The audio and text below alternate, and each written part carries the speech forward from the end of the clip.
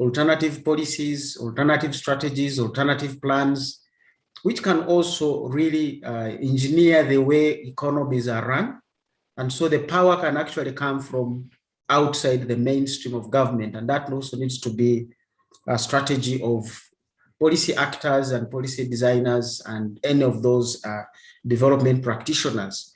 We all know the engine of the car might be somewhere else, but it is always a transmission system that takes the power to the wheels. So if the governments empower the people in decision-making at the wheels, they can tap the power from different alternatives. So this dialogue for us, trying to look at how do we come up with alternative scenarios for consideration in order to improve the livelihoods of the people is very critical. And the tax is at the center of most of the issues of livelihoods. I will be touching on a few things in this presentation, which should take us not so much time. I begin with a quick review of what has been the recent tax performance in Uganda. And I think this should set a curtain raiser for us to see where do the taxes come from. You'll have had a lot of conversation that Uganda's informal sector does not pay taxes, but we are going to see that actually quite a lot of people do pay taxes, though the taxes go through other channels, but you are the bearer of these taxes much as the poor may not appear on the list of taxpayers. They actually do pay taxes because in the Ugandan sense, a lot of our taxes are supposed to be consumption and not income or business.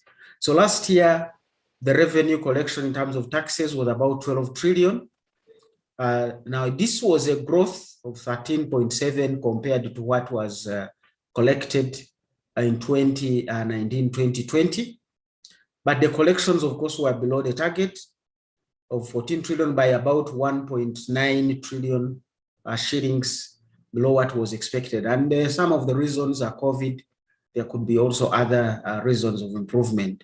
When you break it down, you are able to see that the bulk of the taxes came from, there is pay as you earn.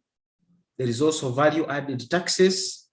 We had corporate tax, local excise duty, withholding tax, and others that raised about 1.8 trillion. The two there is not supposed to be there after others. So you can see that while pay as you earn is collected from the rich and the poor, value added taxes quite often are paid by so many people, including those not on the tax register. Because these are carried out in the price as people are buying.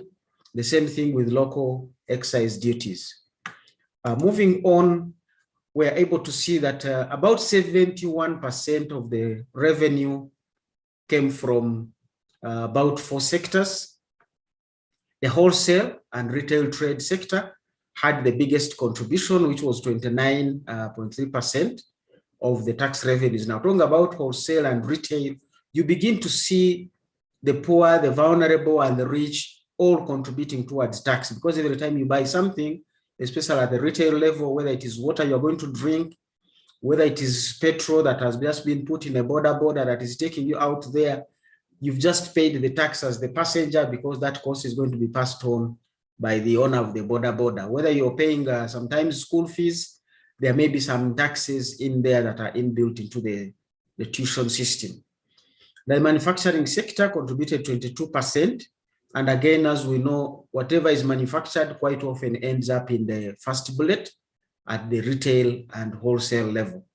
The information and communication contributed 10%, and this is going to be possibly bigger with the introduction of tax on data.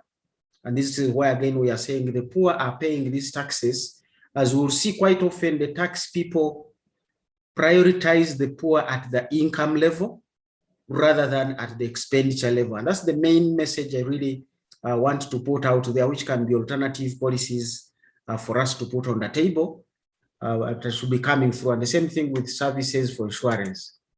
Now, when we look at a note on livelihoods, we're saying in the development literature, the understanding of livelihoods is basically around the capabilities and assets. What is material and social?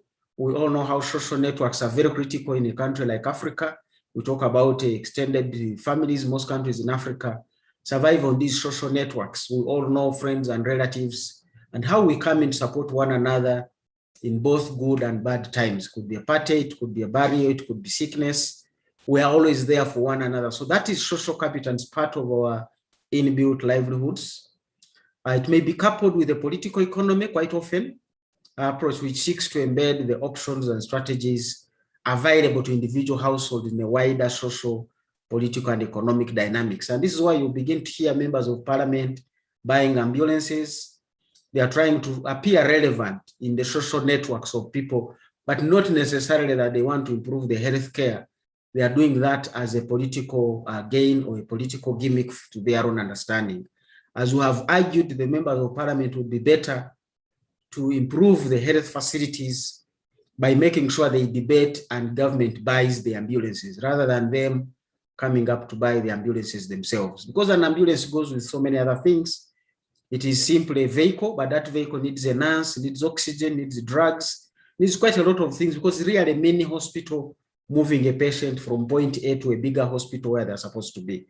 So it's a lot more than just buying a vehicle and coloring it ambulance with your picture as a member of parliament.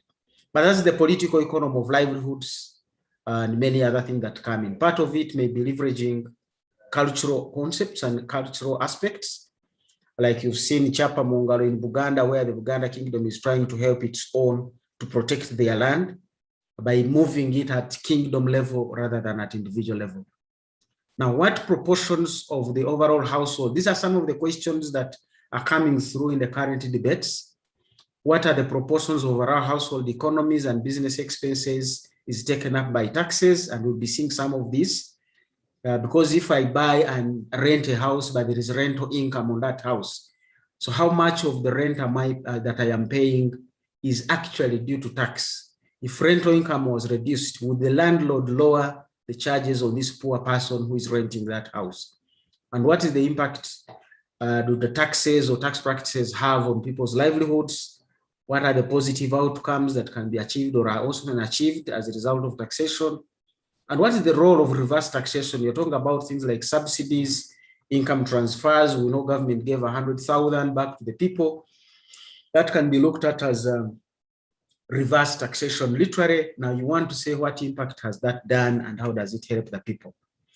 Now, the next slide, this is an old framework that was developed by DFID support in research in the late 90s, which tries to look at, you want to address vulnerability, the shocks and trends and seasonality that affect very many vulnerable people and therefore shock their livelihoods. And in the Pentagon there, you're looking at the different letters that characterize people's livelihoods, and you want to see how each of them is affected negatively or positively by the tax policies a country pursues. F is basically financial capital. We know most of our people do not have much of that. Physical capital, things like land. We know what is happening, land grabbing and cheating. If people pay taxes and somebody steals it and goes to grab people's land, then it is having a negative implication instead of taxes being used to protect the poor people. The social capital, I've already talked about it. Human capital, this is why you come up with, if we spend our taxes very well on education, and UPE works, USE works, but also hospitals do work, then the human being is able to propel themselves and people can move out of vulnerability and improve their lives. And of course, there is the natural capital. Now, those in the triangle with a diagonal line, you're trying to see the things that government should be building on and targeting. Where is the level of government and also the private sector? And levels of government, you can talk of central all the way up to the local governments. But the other thing that influence the poor are the laws, the policies, culture, and institutions. And in this particular case, we're talking about the policies, tax policy, and the associated laws. Now, each of these has an influence on the livelihood strategies that people make, which at the end of the day should give them more income, increased well-being, reduced vulnerability, improved food security, and more sustainable use of their natural resource bases. That's the kind of thinking framework that one can go through. Now we move quickly to linking now the two, taxation and the livelihoods. Of course, as I've said, little attention is often paid to the relationship between taxation and the livelihoods of the people.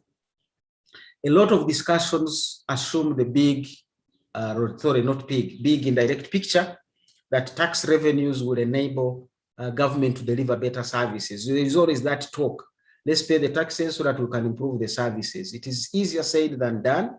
We're saying in reality, the poor have challenged livelihoods that are characterized by marginal living and hardships of recovery in case of crisis, and there is no better way to express this than in the current convention of COVID. Poor also experience political economic environments that are complex. They do shift, they can be brutal and exploitative given the influence of elitism in our policies. You come up and craft some project and say this is to help the communities, and their land is either taken or they are displaced in order to build a mall, and the mall does not make any provision for the people who were there. We all know things like have happened at Nakivubo Stadium, where quite a lot of people used to earn a living in that open space. Now, this is not to say the open space should not have been developed, but the point is, if you have the social inclination as government, you will be expected to provide alternative livelihoods for those individuals. And that is where the taxes need to come in. Now, here we look at the different composition of the Ugandan economy. As you can see, government is very small within the economy, the structure of the economy. It contributes very little, but is very, very influential because government is only in the range of 4 to 5% of the size of the economy. But as we know, government expenditure sometimes goes up to 23, 24% of the whole economy. So here is a small sector, but accounting for quite a big expenditure within the government. That means government must leverage its spending to feed into the other sectors. If you look at the non-financial corporations, these are manufacturing entities and others, they account for between 30 and 31%. In the last year, that has been going down. It was only 31% of the size of the economy. Financial corporations, quite influential. They are also a small portion. And then the not-for-profit institutions that support households. This is why you have NGOs, CSOs, and many other schools and hospitals, which do not make profit, but they work directly with the communities at a small percentage, less than 2%. Now, the bulk of the people's livelihoods are in that second last segment, which is household, and they are embedded in the informal sector. You can see they are over 50% of the economy, which is very, very key. And therefore, if the government, which is less than 5%, uses the taxes wisely to influence that 52% of the economy where the poor live, you can get quite good benefits. But the last line is also very, very important to see that taxes on products account for 7% of the economy. So taxes are very, very significant in the Ugandan economy. Now, that said, where does the debate take us? We're saying most of the debates on taxes do focus on the income side and seek to assess the impacts of tax on income. So you'll hear pay as you earn, exempt everybody who earns less than 230,000, and tax increasing the progressive taxation, as economists will call it, that people who earn more should be taxed more. Those who earn less should be taxed less. Now, that is where the conversation goes, targeting on the income side. But as we will see later, it's only part of the story. So many development projects will also target livelihoods of people. Quite often, we come up with programs that will increase incomes of the people, provide them with inputs, give loans to SMEs to stimulate value chains, and many other programs. As we know, a lot of development programs are targeting raising the incomes of the people rather than mitigating their areas of expenditure. So the expenditure side is often ignored, and yet poor people lose so much value by consuming items whose prices would include taxes, or the prices could be improved if the taxes were wisely used. You can imagine if all the health facilities in Uganda were working well and poor people were spending no money at all on healthcare. But right now, when you look even through the government strategic plan, 25% of the healthcare funding is supposed to be what we call out of pocket, meaning it's supposed to be a contribution of the households. So they have a big cost that they incur by way of healthcare not working, So if the taxes made that work, then their expenditure would go lower, even if they didn't have any additional income. By spending less on education, spending less on transport, spending less on clothing, that would actually mean they have a better welfare and livelihood, as we saw earlier. So focusing taxation on both expenditure and income will open up opportunities for new thinking about how the livelihoods should be supported. And these are areas of alternative thinking. The next slide is giving us actually an idea on where do the poor spend their money? Where do households spend their money? As you can see, the yellow from the left to the right, in the range of 40% to 50% is food.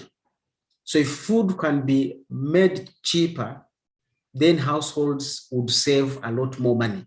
And so you want to target your taxes in the production of food, because that is a major component for households. And that is followed by housing and followed by water, by housing, water, electricity, gas, and others.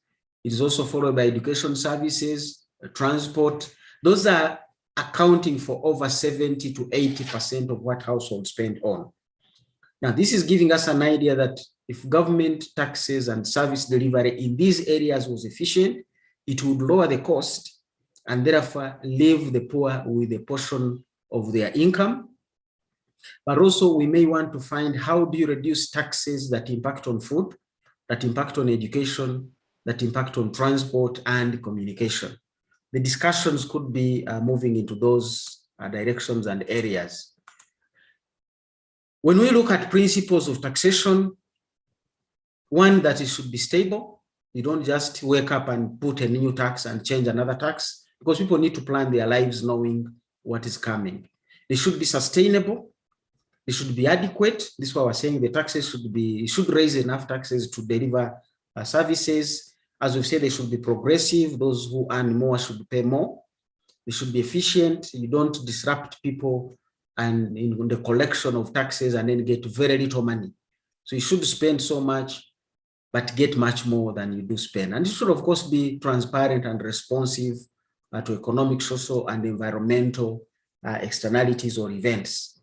You don't want to pay tax and nobody knows the other tax. I think this in Sweden, where everybody's taxes can be found online. You can find them. It's not like Trump's business, who is the only first president in the US to refuse to declare his tax payments. You don't want to walk into Africa, you find everywhere somebody is a Trump of sorts, even when they are not in leadership. So quite a number of taxes are inclined on the income side. They have automatic triggers, which is a good thing in the design of taxes, which is what we're talking about. The taxes should be responsive to economic conditions. Pay as you earn and rental incomes are only taxed when somebody has earned. During COVID, if you're not earning any money, you don't pay any tax. If your rental is not giving you any money, you are not supposed to pay any taxes. So those are automatic triggers that when you earn, you pay. When you don't earn, you naturally don't pay. The same thing with corporation tax, which is on profits that one has earned. But quite often I've been hearing people saying government should reduce taxes on us because of COVID. But already these people are not paying these taxes naturally because they are not earning anything. But that is tax education that needs to be done by the Revenue Authority and the other authorities. However, most of the consumption taxes need proactive engagement if they are to be adjusted downwards. If you do not earn any money, you don't pay the tax. Pay as you earn, or rental income if you own rentals. But if you do not earn any money and you go to buy fuel, you are still going to pay the tax. You go to buy water, you're still going to pay the tax. You use electricity, you're still going to pay the tax. So that side, the tax has not been removed. So on the consumption side, on the expenditure side, the taxes don't adjust automatically. The only adjustment you do on them is by not consuming the item. But some of these items are so critical that you cannot do without electricity, you can't do without water, you can't do without transport, you can't do without communicating to your friends. But these are taxes you must pay now. This is where the challenge comes in a sense that whereas somebody who earns so much money paid so much tax and therefore remained with some portion of their income, when it comes to spending, we all pay the same. When I am buying data, it doesn't matter whether I earn 100 million, 20 million, or 100,000. You all pay the same data. The only difference is going to be in the quantity that you have bought.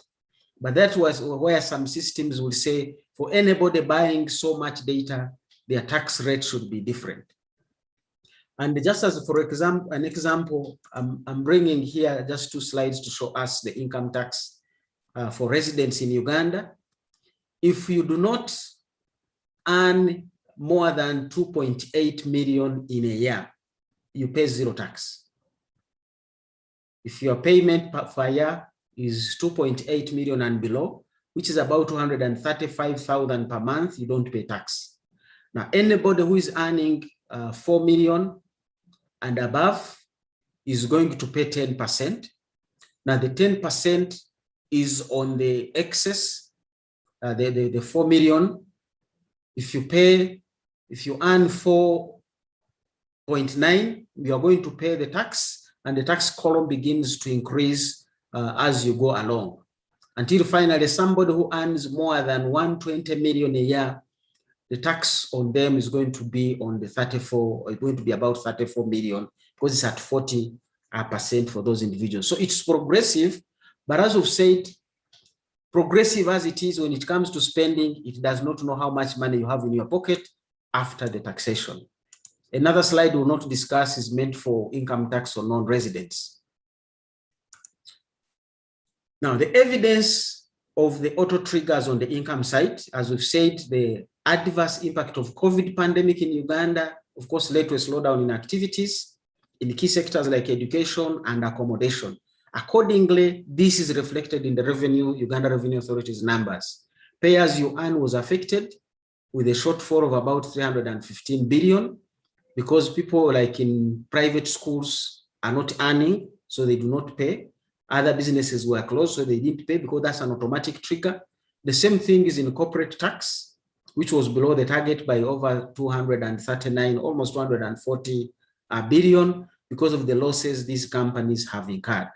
But that's as far as it goes. When they go to spend, the not making profit or not earning does not apply.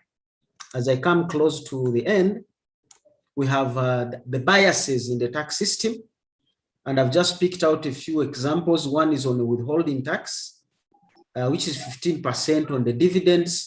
If you receive dividends from a company or from your shares, you have invested something, you're going to be charged 15%, but that is reduced if the dividend is from a listed company.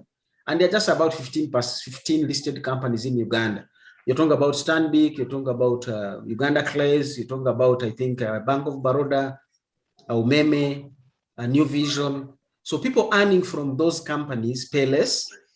Any other dividend from other companies, you will pay more. Now, that's kind of a disaggregation. It is meant to support Capital Markets Authority and listing on the stock exchange. But as I've said, that's not a problem of the investor, because the capital markets are very shallow in Uganda. So you do not want to bring a discrimination that is not from the side of the people.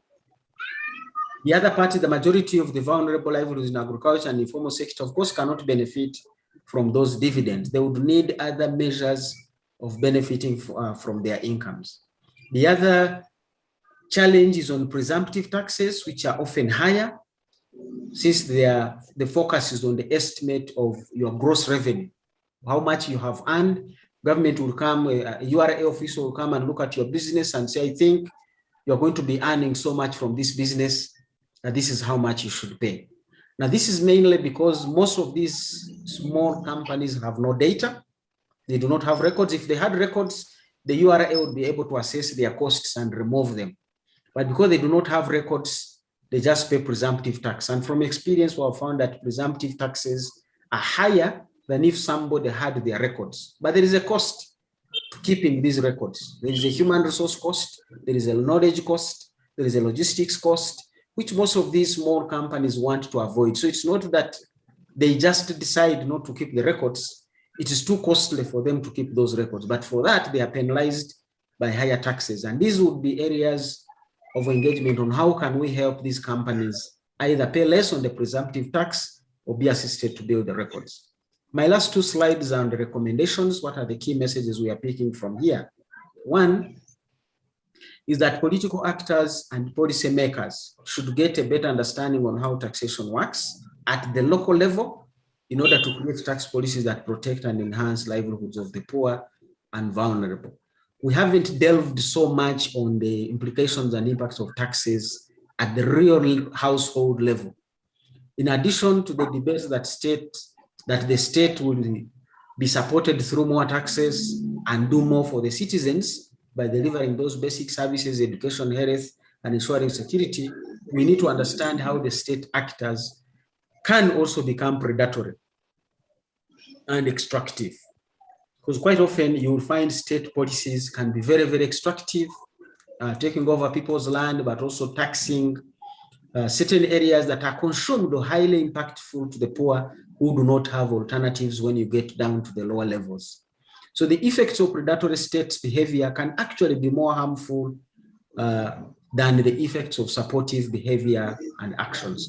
If the state gives security, but at the end of the day grabs people's land or fails to protect them in terms of health, fails to protect them, give them adequate education, then these people are going to all opt for private education, which is more expensive. And we are saying that is predatory behavior. You're literally channeling people who should have been in a public school into a private school. And quite often this private school will be owned by a government official. Now that's predatory behavior in a sense, the mining and many other things that need to be delved into to see how is the state behavior actually being predatory on poor people, and what is the role of the taxes, both in terms of how it is collected and how it is spent. Anyway, the inability of or the unwillingness of the state to regulate that extractive behavior by private actors tends to disrupt or undermine the livelihoods of individuals. Finally, the government spending should also target increasing efficiency and effectiveness in the services that are consumed by the poor. You're looking at transport, you're looking at housing, you're looking at food, you're looking at education. Again, going back to Germany, I spent a month in Germany, but I bought one ticket for a whole month. And that ticket could take me anywhere. You just needed to present it. Now, when I computed, I made so many journeys at the cost of basically like €1 per whole day. Now, what if Uganda had such an efficient public transport system that you pay 5,000 in the morning, and that ticket will serve maybe for a day, or if you pay 20,000, it will serve for a whole week and can take you anywhere on all the journeys you want to make. Now, that is helping the poor manage their little income if the taxes are being used rightly. Same thing with communication to make costs cheaper. We would now be saying anybody using data below a certain level, their tax rate would be different. Utilities, electricity, and water. You want to spend money and improve the effectiveness of those areas where the people, the vulnerable people live. Unlike the formal private sector, the voices of the voiceless, poor, and vulnerable often come through civil society and political opposition, which is a good thing, because private sector, they have their Private Sector Foundation Uganda, they have individuals that can call or reach the president or reach parliament or reach the Minister of Finance, but the poor, quite often their voices come through 3 channels. One is civil society, the other one would be political opposition, the other one is supposed to be the rightful councillors and local elected leaders. But we know most of the local elected leaders do not speak beyond the local governments. Their voices end down there. So the only way these voices reach the center where powers are executed is through civil society and political opposition. Now, unfortunately, the packaging of these voices is tainted with a lot of politics and activism. Most of us in the civil society or even in political opposition, credit goes to ANT. You don't seem to be like the others going by history of your existence. The others will be so aggressive, so use vulgar language and all sorts of. Now, if you want to engage the other party, you can choose your way of communication. You don't want the way of communication to spoil the message, because then the message will not be picked up. So unfortunately, that is the situation we find ourselves in. And I think this will be one area to share with the other parts of civil society and the opposition, to say you do not have to use certain words and certain languages and modes of engagement to carry your point, because then your point may be dropped out. So the alternative, as we've said, the local leaders, their voices end up at the lower levels. So I think for me, civil society and opposition parties need to be supported more to improve both the content, what messages do you want to take as an alternative policy framework, but also how do you want to present these policies. I have looked at the private sector foundation in Kenya. Their alternative policy is not picking out aspects of what government said and you respond. They actually present an alternative national development plan. It is up to government to look at its own and look at their own. Now, this could be like each of the political parties had a manifesto. Each of them can say, this is going to be our tax procedures. This is going to be our national development plan. If we were there, this would be our national development plan. This should be our strategic plan for the different sectors. You come up with policy statements for the different sectors and ministries or whatever it is that may be developed. But that requires a lot of support to these entities to structure that content and come up with a presentation that is palatable and convincing to even everybody, whether they're in government or outside government. Once again, I want to thank you so much for allowing me share my views. Back to you, moderator. Thank you so much. Thank you so much, Dr. Mhumza. We are so blessed. And I think wherever we are, we can clap for, for this presentation. You've done us a very good service because you've helped, at least personally, and I think many other people, you've helped me get a better understanding of how taxes work indeed. And that's very, very important. Many of us have experiences which we will probably share, which relate to taxation, and you mentioned something to do with the state policies which are more harmful than good. And personally, I have experiences there also. I'm sure many other people who have experiences which we will share. So I want to ask the audience, would you please note those issues that you want to be discussed, or comments, or issues that you think will enrich this discussion? Please put them down. We want to get a discussant. Maybe the discussants will answer some of the questions that you have, so that we come into the discussion all at once, and so that a smooth flow of this dialogue. Thank you so much, Dr. Mhumza. We are so grateful that you are able to give us a clear assessment of this whole situation. Now, I want to call on our first discussant, and this is Mr. Ronald Mukasa. Mr. Mukasa is a financial literacy coach. He's a business development expert and trainer. He's also a politician, a member of ANT, and he was a student leader at Makerere University. So we have somebody who is also in politics and really out there since his youth. He's still a youth. So he's currently also a director in Enterprise Uganda. Mr. Mukasa, you are welcome to share with us your views. Thank you so much. Thank you, Honorable, for that kind introduction. I thought you had pushed me out of the youth category. No. I fancy myself a youth.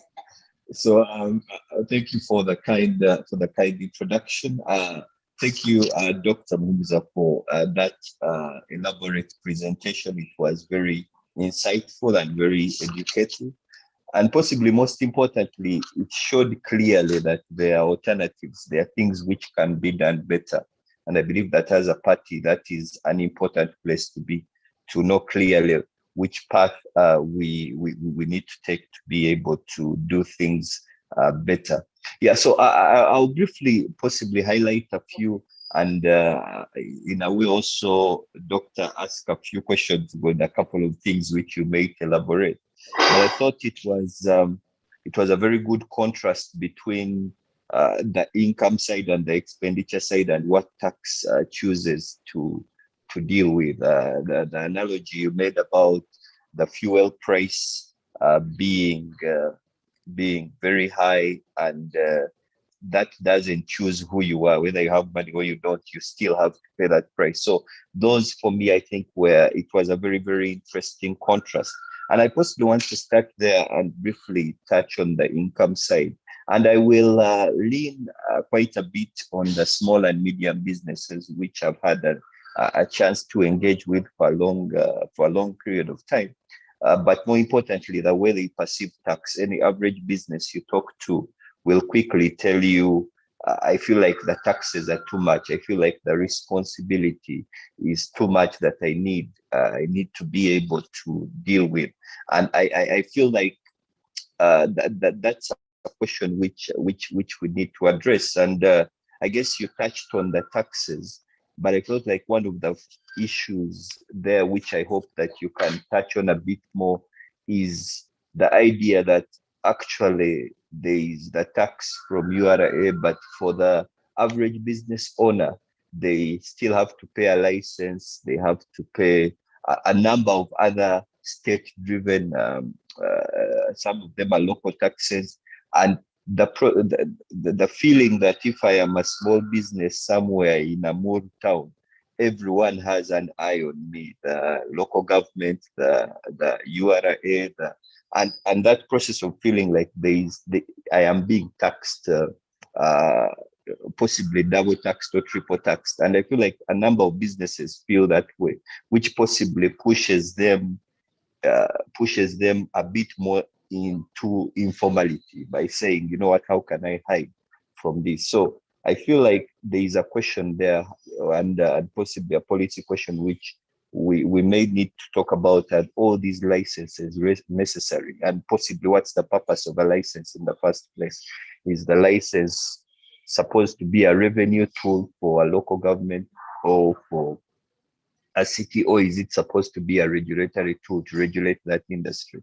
And you feel like most of the small businesses feel like taxes are to collect revenue, and even the perception a bit in the authorities, which do feels like the tax is actually for a revenue purpose, not so much to regulate and health and safety and all those regulations. So I feel like that's something which I would like you to touch on a bit more. And they certainly talked about the presumptive tax and the fact that it's not returning that much, but its objective of causing people who are in informality to actually come into formality seems not to be achieved, because the majority of people, I'm being taxed on, and as you rightly put it, you say that the tax is a percentage of your revenue, irrespective of the costs, or irrespective of the fact that you could have made a loss during that year. And many businesses feel like it's intrusive, and as you rightly put it, it is even averagely higher than what someone who has in the corporate space would be able to do. So I think the question of how small businesses can be supported to be able to get their books in order, or the burden being is possibly raising the threshold so that many businesses can operate at that level and be able to cross over when they have more muscle. I feel that is that's something which I would want you to also touch on just a bit more on how do we deal with presumptive tax. Would we go for a question of possibly eliminating the presumptive tax altogether and possibly rethinking it to be able to attract the people who are in the informal sector? And I think at that point, I would also like to touch a bit, when you get a chance to come back, touch a bit on the question of informality. The fact that, as you clearly mentioned, close to 52% of the economy we are talking about is in that informal setting. So the policies to be able to shift it. Now, I appreciate the fact that we can shift it by education, we can shift it by healthcare, by making sure that those are done efficiently. But in the short term, how do we turn informal businesses into formal businesses? And questions of how the government procurement is done. Is it in such a way that it is attracting the businesses which have been outside the space? I mean, even at local government in say Kabong, you may find that the person who wins the contract to be able to do bush clearing on some of the roads is coming from possibly Kampala, because they have a formal entity which can be able to bid for that job. So that process of transition, partly because I believe that, as you rightly mentioned in the numbers which you shared, the fact that the corporation tax is still very low, it's still lower compared to, it's odd that the people employed by corporations are contributing more than the corporations which are employing them. So I think the question of building those more medium-sized businesses which are employing 30 people, 40 people, that have a formal structure which can also be able to benefit from the government procurement process. The policy questions there, I would love to hear a couple of comments on that. I believe that it is possibly something which needs to be unlocked, so that government, as one of the biggest spenders in the economy, as you rightly mentioned, can have the capacity to be able to be able to pop up and push up the SMEs to be able to build those corporations that eventually can boost the amount which is collected in corporation tax. Then I also wanted to pick your mind on the question of, especially in the period which we are going through. You talked about the taxes on the side of on the consumption tax, the excise duties which we need to contribute to, VAT which we don't have a choice to. But in terms of, and I'll speak specifically, the tax on data which replaced OTT. The question is how it becomes a tool for possibly slowing down the sector which seemed to be growing fastest. And I think that is in itself an important thing, because if you look at the sector, the level of digitalization and the fact that we have had this meeting online with a good attendance at a relatively much lower budget than we would, I believe that it is important for these taxes, especially a tax like the tax, the 12% excise duty which was put on data, it slows down the process of actually creating those businesses that can be able to finally contribute on tax. And I think that the question of how you ease the pressure on the side of the taxes, the consumption taxes,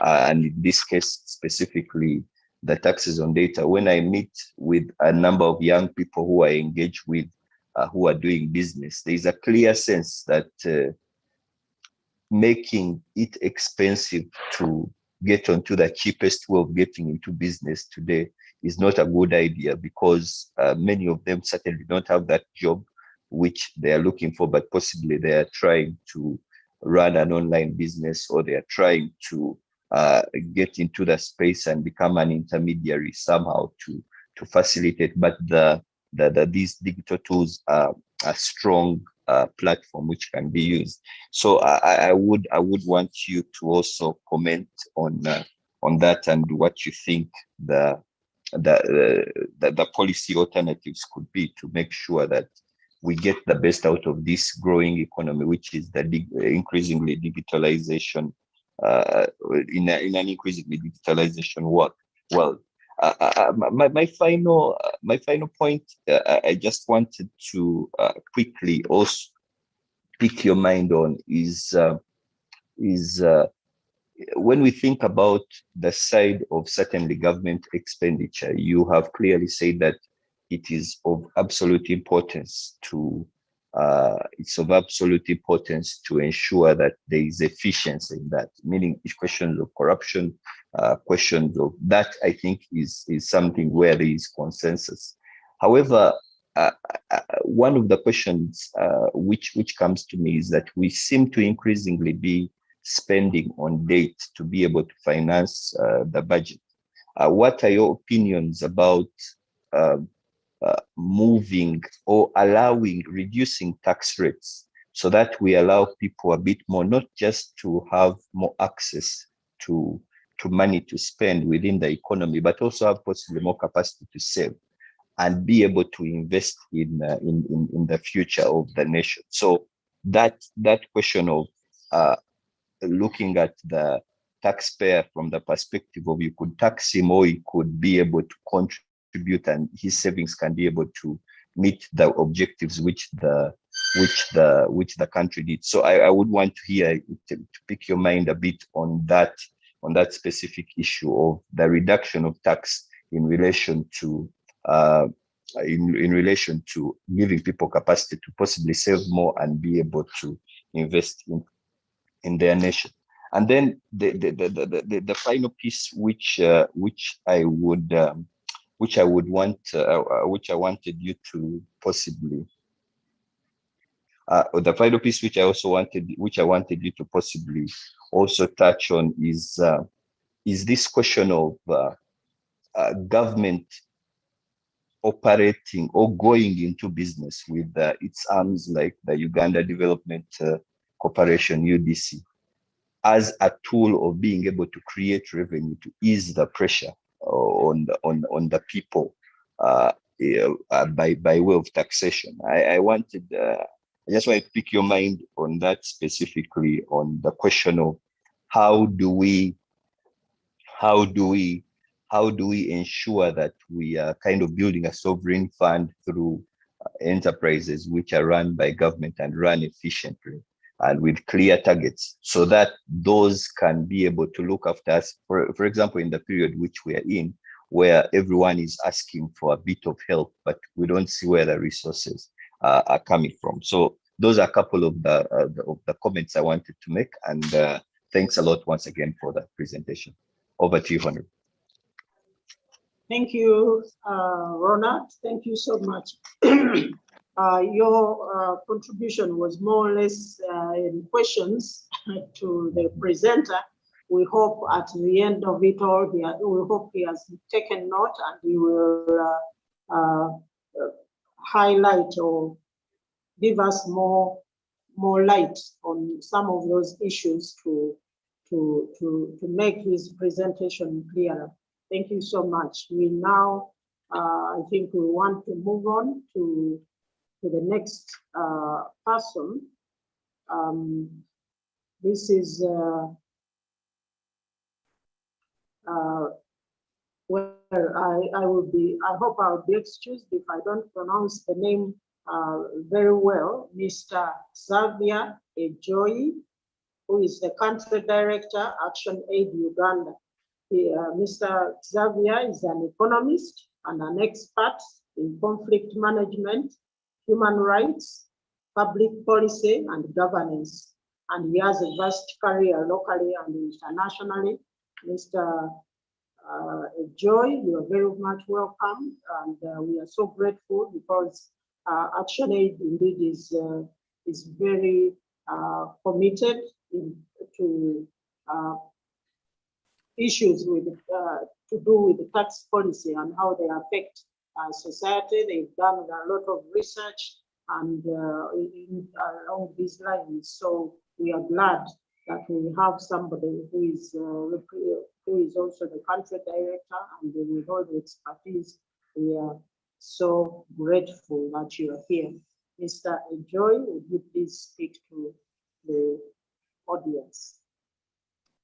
Thank you so much, Honorable, for this opportunity that you've given me to speak to this dialogue forum. First, I want to convey my appreciation that this is indeed taking place. We need more of this. we need to have political parties, civil society, and academia assert themselves on the policy direction of this country. And certainly tax policy is a key area that will help in transformation of this country in our understanding. I would like to apologize that I'm not able to make a presentation. I think strategically also works for me. One, because a lot of the things have been well presented by Dr. Muhumuza. So my discussion of this is really to pick out those areas that I want to highlight in line with what I was requested to present in this meeting. First of all, I know I have limited time. I will use it adequately. First of all, I want to say that the issue about the challenges of the current taxation policy on women is a critical issue that we need to look at. Women entrepreneurship, I want to extend that to generally to people who are living in poverty and extreme poverty at that. And I want to start by saying that taxation is a political, economic, and social tool that is used for various purposes, depending on how the policy looks like. So the significance of a policy discussion on taxation is principally because it has the capacity to influence the economic direction. It has the capacity to influence the political direction, and thirdly, the social direction that a country leads into. Economically, of course, we know that taxation is a fiscal policy that raises resources that provide for quality public service provision and also promote income inequality. If not managed well, it can actually perpetuate inequality, even worsen it. But politically, we know that the state is basically a construct in form of a social contract between the principal being the citizen, and the agent, which is the government. And that relationship, in it, there are two areas that puts a responsibility on the citizen. Number one is that the citizen has the responsibility to choose who the principal is.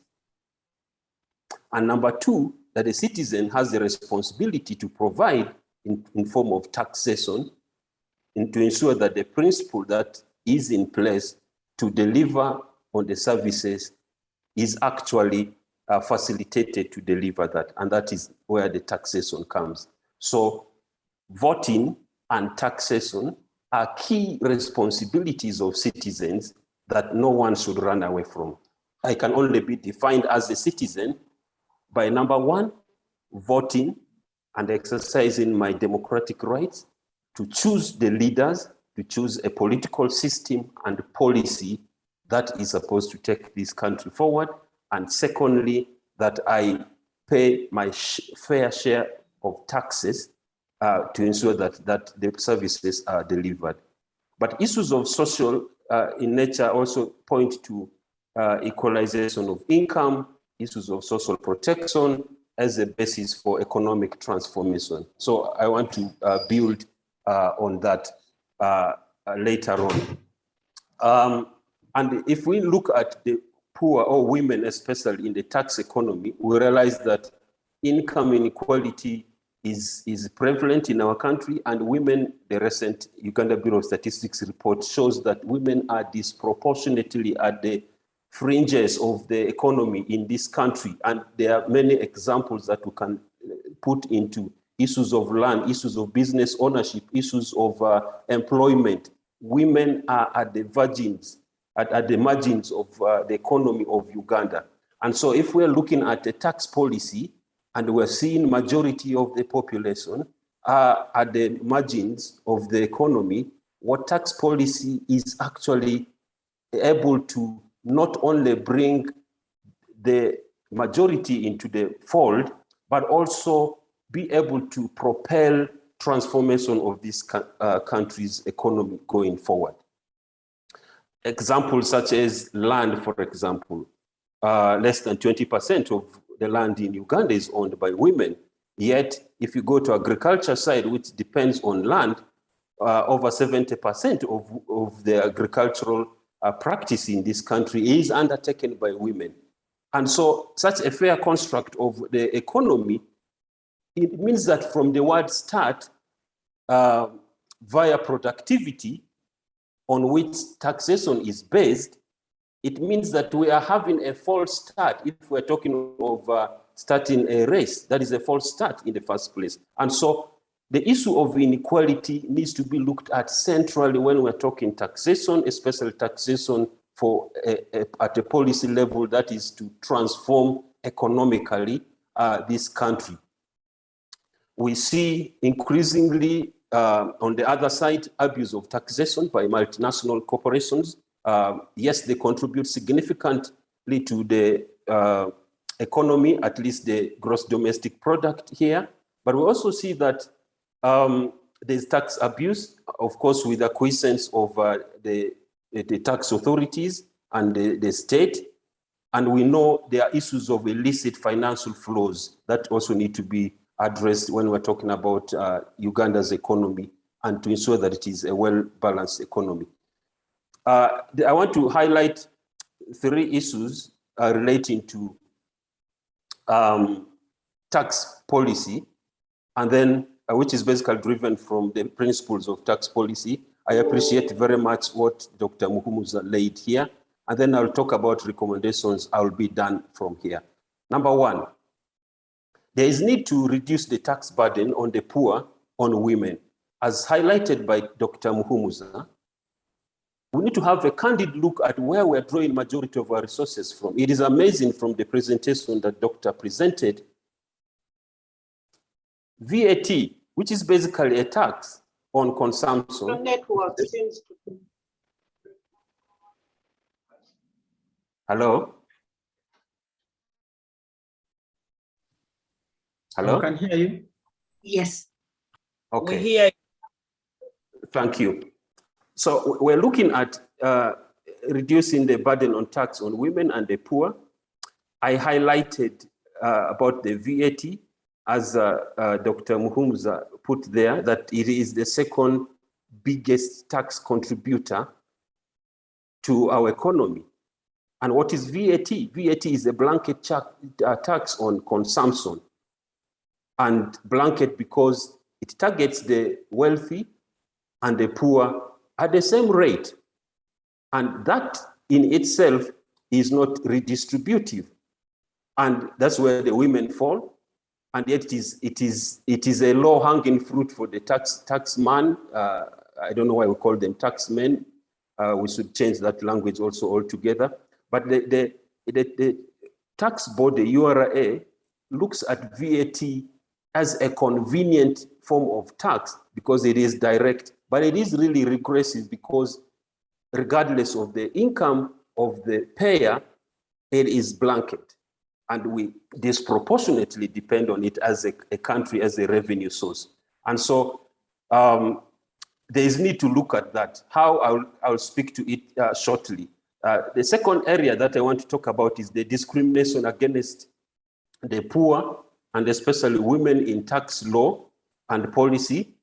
Because we say tax on commodities such as VAT, on informal workers. One amazing revelation that I want to draw everyone's attention to from Dr. Muhumuza's presentation relates to the fact that the contribution of the informal sector to Uganda's economy is significant. That's where you find most traders, vendors, low-income earners.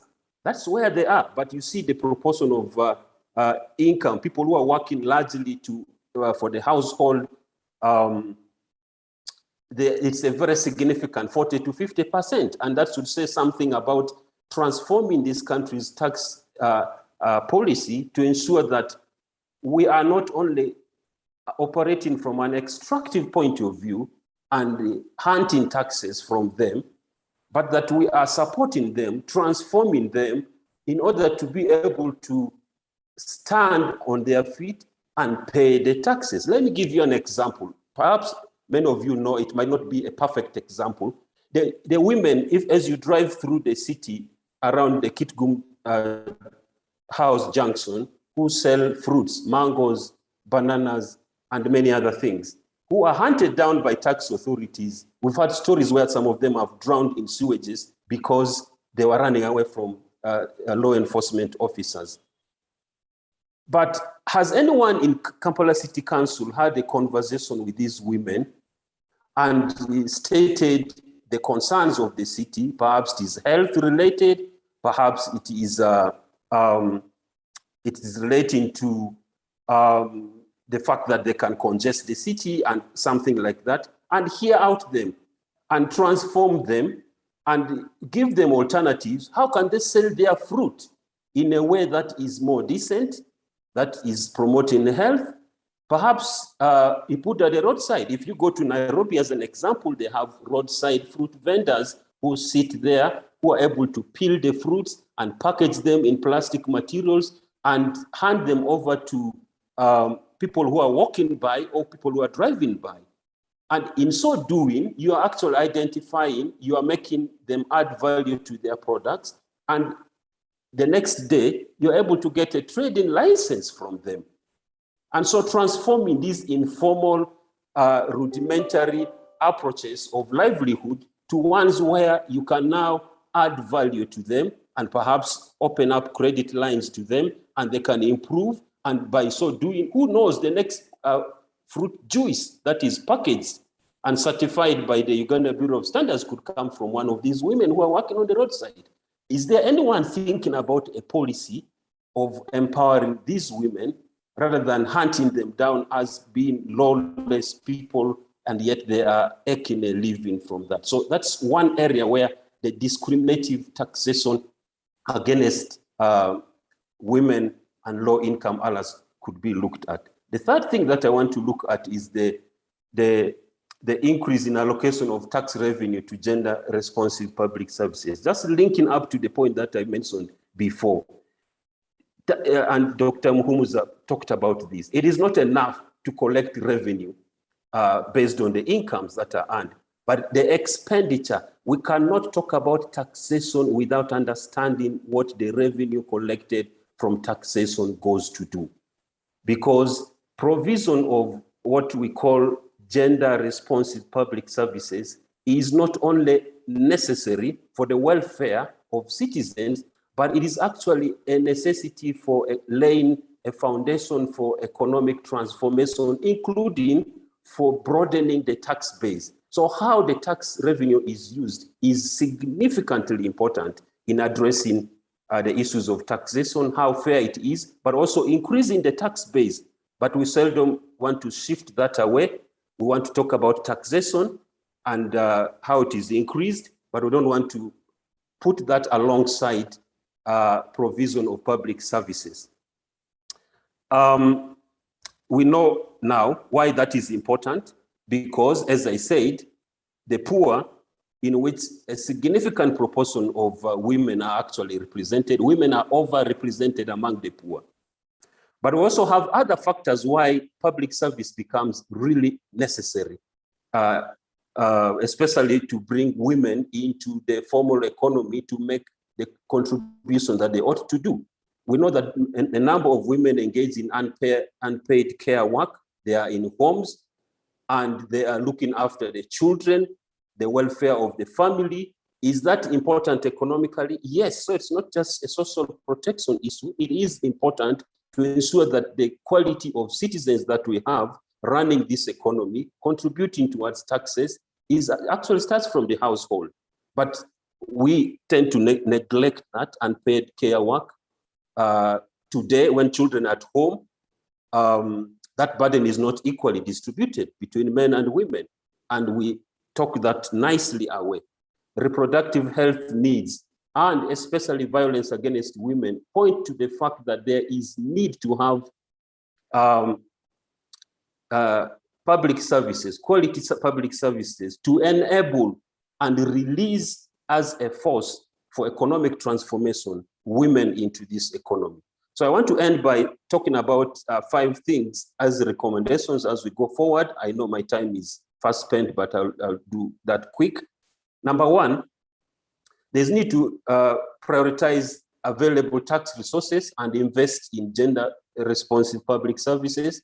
I've already said it. It is not just a matter of providing social welfare. It is actually key to unleashing economic transformation by targeting small business owners, by targeting especially people who are in the informal sector, low income, and you can be amazed how that can multiply resources. In full admission, government has some initiatives to that direction, but the end game is usually not clear when we're talking about Myoga, when we're talking about Operation Wealth Creation. To what extent are we actually linking these expenditures to ensure that full participation of all citizens, especially those who are living in the margins, in defining what is best in their interest, but also linking it to the economic transformation and eventually tax payment? I think that is one key area. Number 2, there is need to ensure that something that Action Aid and others really worked with the Ministry of Finance and Makerere University on gender budgeting, raising and spending resources that promote gender equality and tax reform. As I said, if we do not address the issues of gender equality, and we think that we can transform this economy when a whole section of this population is unfairly placed in a disadvantaged position, and we think that we can transform tax revenue and bring much more revenue, we are lying to ourselves. We started a process where members of parliament actually now started identifying and saying, okay, we need a certificate of gender equity before that we pass on a budget for a department or a government ministry. Why was that important? Because we can talk about poverty eradication, but if we don't know where the poor live and how the structures such as budgeting and systems and policies in place are actually directly speaking to those inequalities, and then it doesn't matter how much money we really put in that hole, it will not yield the optimum result that we can expect from it. Number 3, to raise taxes in the most progressive way, especially direct taxation on income, on wealth, and the high net worth individuals in this organization. I know that it is convenient, okay? It is convenient to target direct taxes such as indirect taxes such as Mr. Xavier, network, you and I seem not to connect very well. okay, I so think Sarah needs to mute.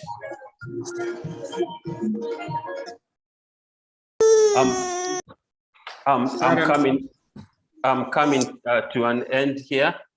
So I was talking about the raising taxes in the most progressive way, especially focusing on direct tax, indirect income, wealth and net worth individuals, other than conveniently depending on a blanket taxation, which at the moment is bringing the largest revenue. But we're saying that for a more progressive tax regime, we need to really target, not provide holidays to the high net worth individuals and rely on the blanket taxation in terms of other forms of taxation like VAT and others.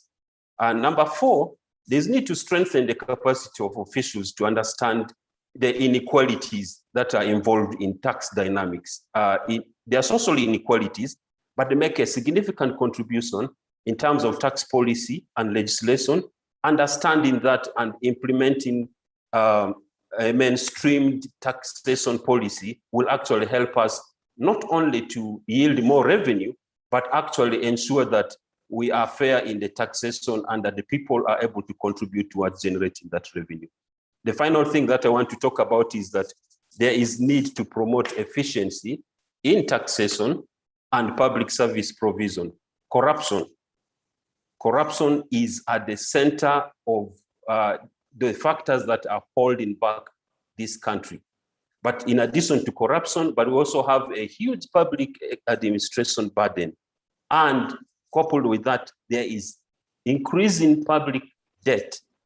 And so I think that looking at the issues, the question of efficiency, the challenge that I want to throw to ANT is that in terms of policy, how you deal with corruption, how you deal with allocation of public resources to fund public administration. As we speak now, there are over 300 local governments, sub-counties, and town councils that do not have, cannot start operating because there is no money. There's no money, but they have been created. There are people elected to those positions. I think that we need to have a real candid look at whether we're putting our money where our mouth is. I hear doctors say, which I appreciate very much, the way as CSOs we communicate these matters. You want to conclude? Yes, I am. Okay, thank you. I'm concluding, yes. So I hear that and I take that as a constructive feedback. How we package our communication is important as CSOs, but at the same time, just to recognize that sometimes it is itching on us. The way corruption eats on the fabric of this country, it itches, and you always wonder whether if something is itching, you just touch it a bit or you scratch it hard. So that's what informs CSO conversations. But I appreciate you for this opportunity to speak to you. Thank you. Thank you so much, Xavier, Joy. We are so grateful for your contribution. I'm so sorry, I must apologize that my network went off and I don't know, it took a break.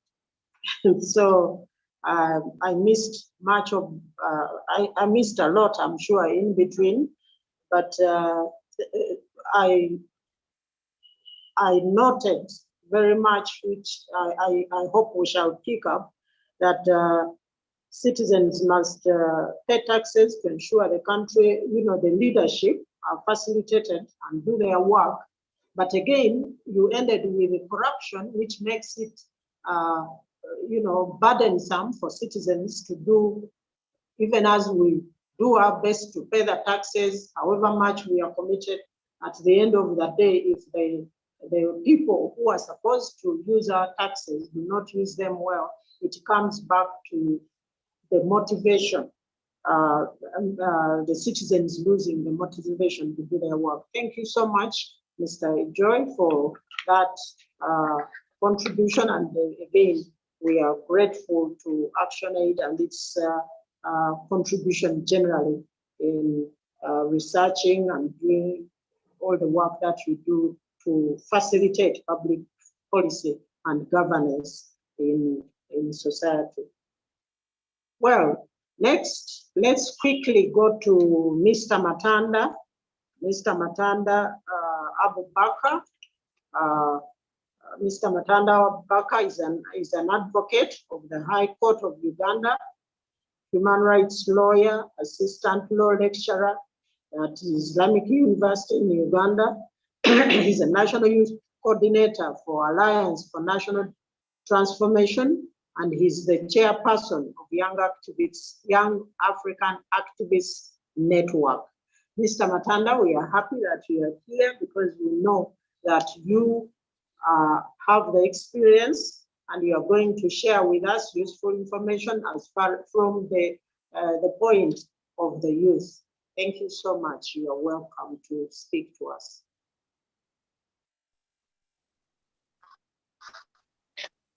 Yes, thank you very much, Honorable Sarah.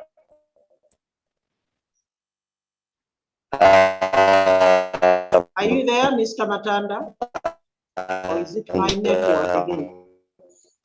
right from the onset, I want to confess that this panel has been a little bit intimidating for me.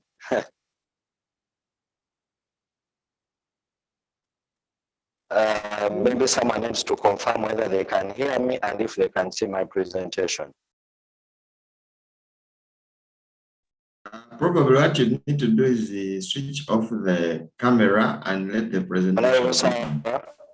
Your network is not clear. It appears Honorable Sarah cannot hear me. Can the other members hear me? Yes, okay, is it better now? Can hear William? you, but it's still the voice is kind of. William, can I be heard? You can share the screen, but remove the video. We are hearing. I have removed the video and I want to know whether you can see my screen and if you can hear me. I can see you and I can hear you.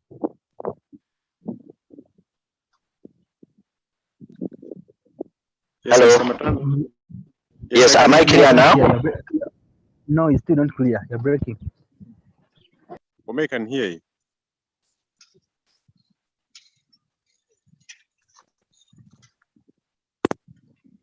Okay, I need confirmation from any of the admins that I can be heard such that I proceed. Hello? Yes. Yes, you can be heard. You can be heard. I can. Yes, now we can hear you. Okay. Go on, please. Thank you. Yes. Yes, Honorable. Hello? Mr. I Matanda, can hear you. Your network is, you can hear us, right?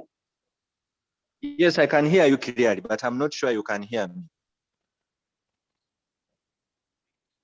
Mr. Matanda, what is that? My network is poor. Some of us are hearing you, Matanda. We hear you. Proceed. Okay, Okay, so please proceed. Yes, Not easy in your line because. But let talk to my friends if they have.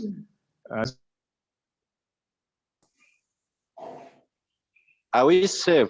I seem to be hearing many voices. Apologies, over to you, Mr. Matanda. Okay, thank you very much. Sorry about that interruption. I hope that we are able to communicate. Because when you ran, I saw Ntale. Mr. Okumu.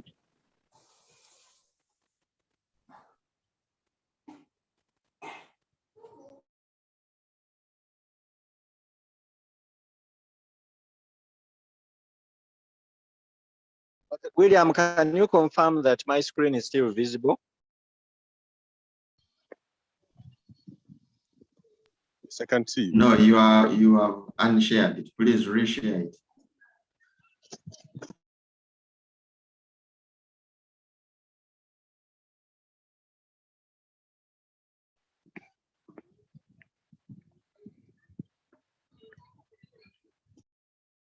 Is it visible now? Yes, it's on now. It's on now. Okay, thank you very much. I want to apologize for that disruption.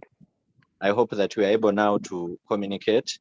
I have been introduced and I was starting out by saying, whereas I've appeared on several panels, this panel was a little bit intimidating for me because of the diversity of the knowledge of the other panelists and the fact that I was actually made to come last, to speak last. But nevertheless, I have done a lot of learning and I have created some talking points that speak specifically to youth entrepreneurship.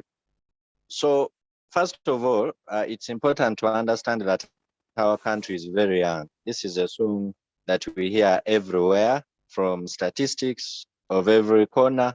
And I think some of us can even observe it in our own lives around us.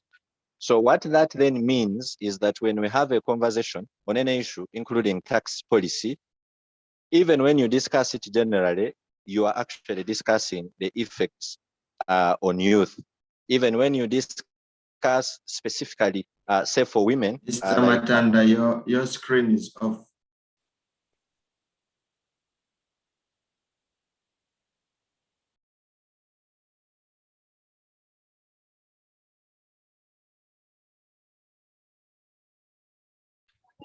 I suggest you speak. Is it on now?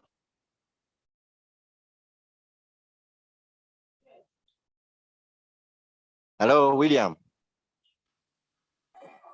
Yes, it is on.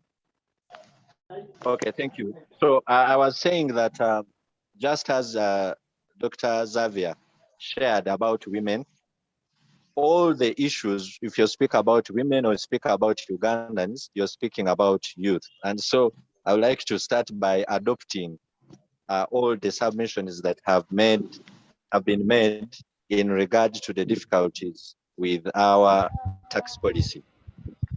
The second aspect that I thought I would highlight very fast is that my own observation is that the lack of effective linkages between the taxes collected and the services delivered undermines state-citizen relations. And I came across, I'm not a tax expert myself, but in my little study of taxation, I came across a phrase, tax resistance. And for the politicians here in politics, we have what we call voter apathy. And I thought we'd compare that kind of thing to tax and maybe call it tax apathy. The fact is that whereas our policies seek to raise revenue, it is very easy to see that many citizens feel that they are getting a raw deal from the taxes that are collected. It is very hard to create a correlation between the revenue that is collected and then the services that are offered. And this is not helped. Admins, please help to unmute someone whose sound is interrupting. Yeah, this is not helped by what Dr. Xavier has already hinted on, which is the corruption. And so to many Ugandans, paying tax is a very painful act, not necessarily maybe because they are losing income, but because there's generally a feeling that the taxes we pay are not commensurate with the services we get. There's clearly a lot of wastage and poor prioritization of not putting our money where our mouths are.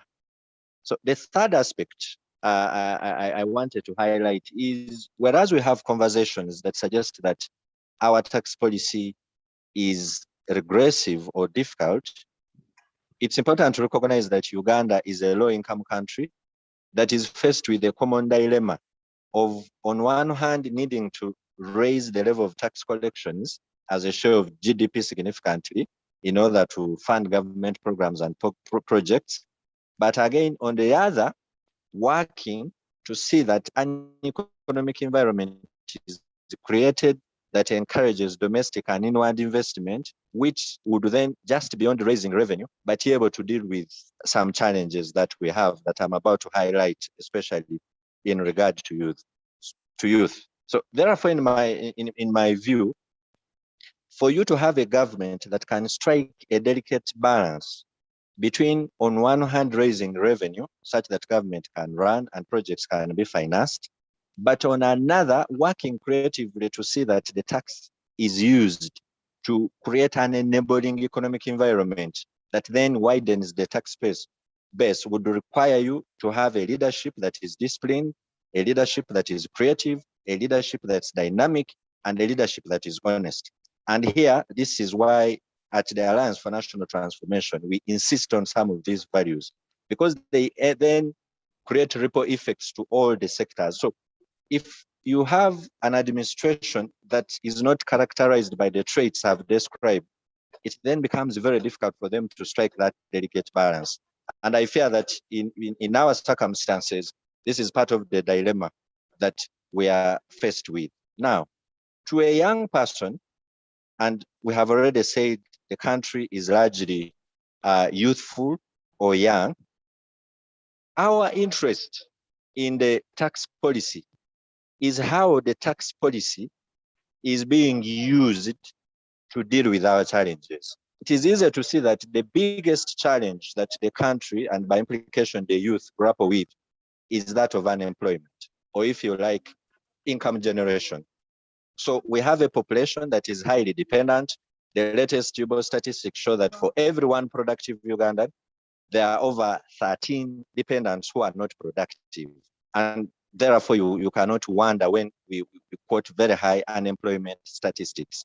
So one would expect the government to use tax policy not just as a tool to raise the revenue, but as a tool to also regulate, and that's impacting on the behavior of the people in where they invest, how they spend, in line with dealing with the challenges we have like unemployment.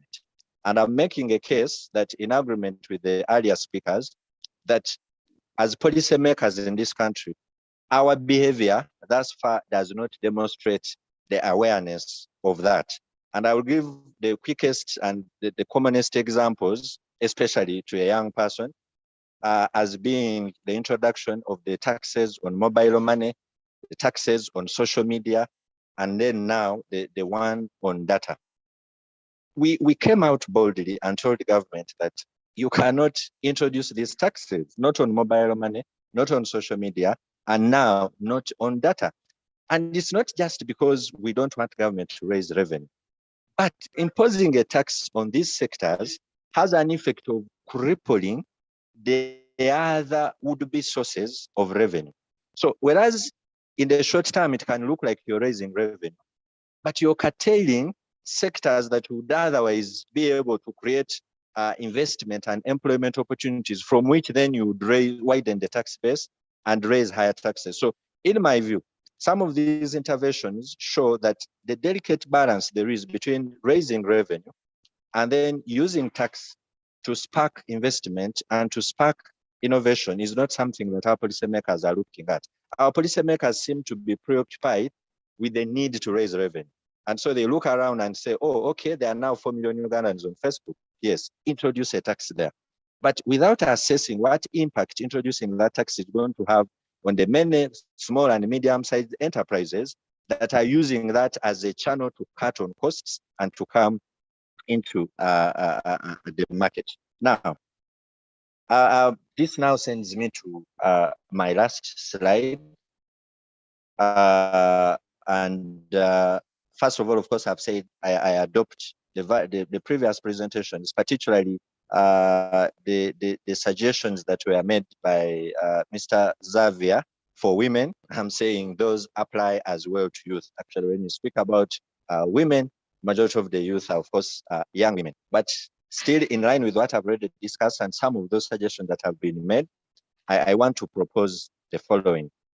Number one is to say there is need for us to change our tax policy in a way that when we are making it, we don't only focus on raising revenue, but we focus on making it interventionist and regulatory in it supporting things that are then going to widen the tax base. So rather than just exploit and squeeze the few who are productive, create avenues to widen that tax base. And I have some proposals here, looking at the biggest challenges to the youth. I'm looking at interventions that look at unemployment, interventions that look at accelerating agricultural development and upskilling of the Ugandan workforce or of the youth of this country. And some of the proposals that we have made already as an ANT Youth League is one, considering tax breaks or exemptions on startup businesses. There was a BBC report that was very widely published in Uganda that showed that Uganda is the most entrepreneurial country on earth, which ideally would have been very exciting news. But the same quickly added that, unfortunately, many of these entrepreneurial enterprises die within their first year.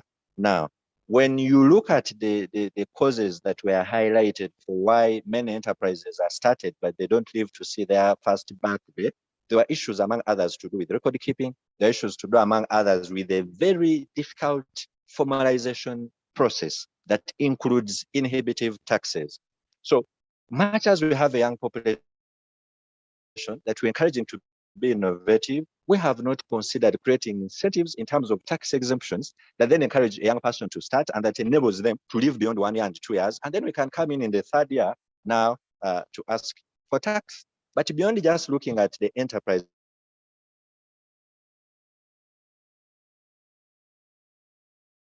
itself directly, it's important for our policymakers to also reflect on the if the biggest challenge that our young credit facilities, why then doesn't our tax policy respond to that by incentivizing the private sector players who are offering credit to the young people who are starting startups?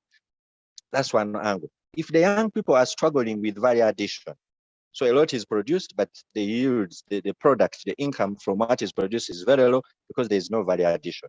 Why then not respond to that through tax by creating incentives still that seek to encourage value addition and that seek to encourage innovations? I happen to be in the ecosystem of agriculture innovations using ICT and other innovations to improve agriculture. And it's good that we are discussing this when the International Youth Day is tomorrow, and the UN designated a theme to this as one of improving food systems, how we can use youth innovation to improve food systems for human and planetary health. But in this country, now when you scan around, even just on the agricultural value chain, you will not find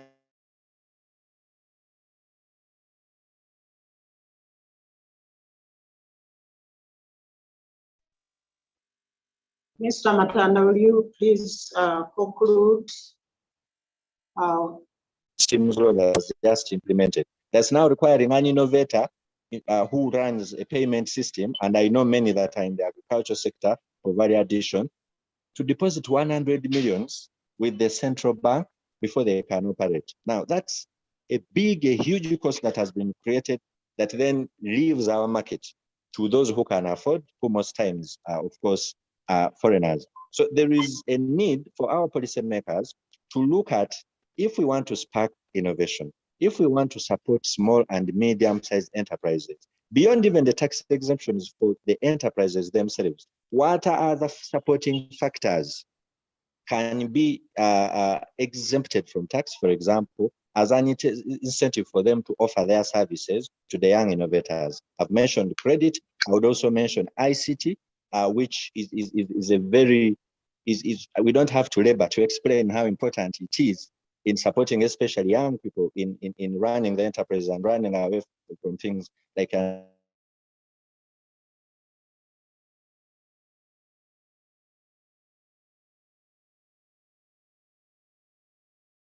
employment, which introducing natural tasks. Finally, I agree with Dr. Muhumuza that most of the advocacy and discussions focus on the income side than the consumption side.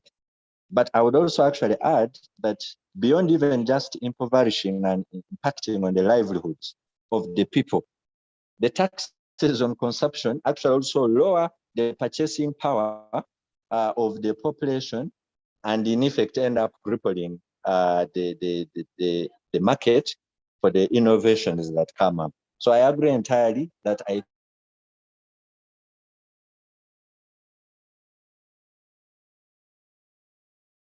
tax that is consumptive, and then we expose it for what it is, and then take steps towards easing it. Finally, there is need for a movement to enhance confidence in the taxpayers. Mr. Matanda, will you please conclude? Yes, this is my last statement, and I'm saying there is need for a movement to enhance the confidence of taxpayers. I don't know whether that would take regime change or there are steps the current regime can take, but it seems that the population is apathetic and resistant to paying taxes because of wastage and corruption. Thank you very much.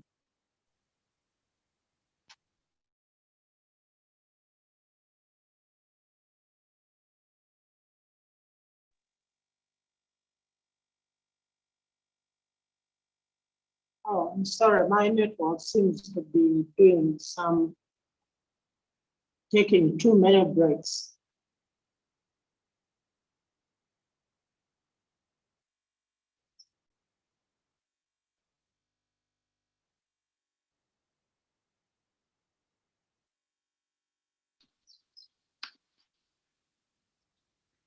Yes, Hello? over to you, Honorable Sarah. Thank you so much, Mr. Matanda. Can you hear me? Okay, all right. Thank you so much, Mr. Matanda, for giving us that dimension for the youth, especially issues within the taxation policy or the way policy, taxes are collected that influence growth and development and jobs for the youth. We are so grateful that you are able to highlight those issues. Now we are going to open up to the plenary. The rest of us, I'm sure you've been noting those questions, those issues that you felt should be included in this policy, because our intention is that ANT is helped to highlight, I'm sorry, that ANT is helped to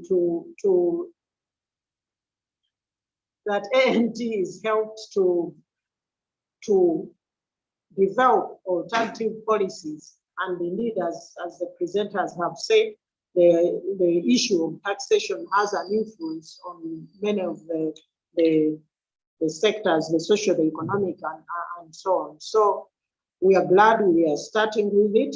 And so we want to hear your contributions. If you have something to contribute, please go to the chat and then raise your hand, and then we will be able to pick you so that you make your contribution. We are asking that please you make one observation, and each one of us will take 2 minutes to make the observation, so that we have as many people contributing. We know each of you have many useful points that we want to take. So who goes first? Yes, Honorable Sarah, we have 3 hands so far. One from Anna Reisman. What did you say? Honorable Winnie Kiza and Mr. Jackson Wabona. So who do we start with? Honorable Winnie Kiza.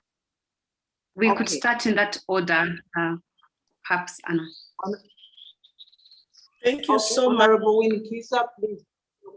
Thank you so much, the moderator. I would like to thank all our panelists for a good job well done. I followed critically to the presentation of Dr. Muhumuza.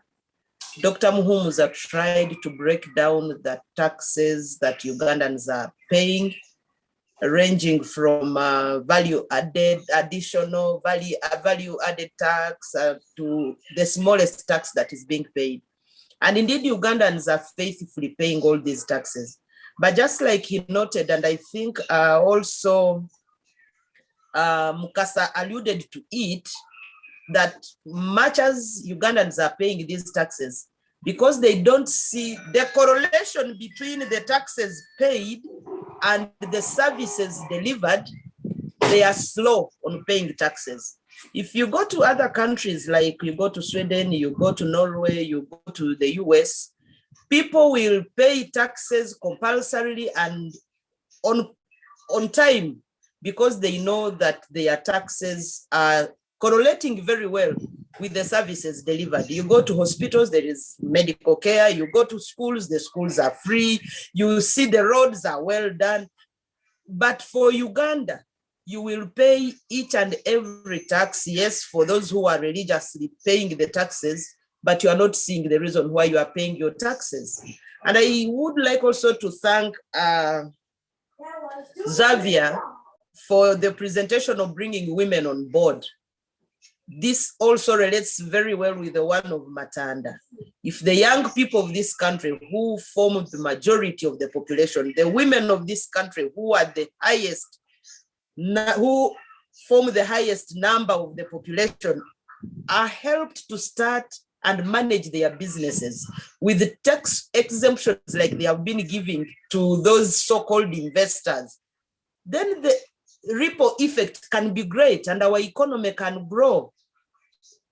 Yesterday I was looking at the chart where one of the members of the interim was saying some years back, he gave money to the United Arab Emirates, but it's a shame that Uganda cannot even be in a position to export grass to the camels of the United Arab Emirates.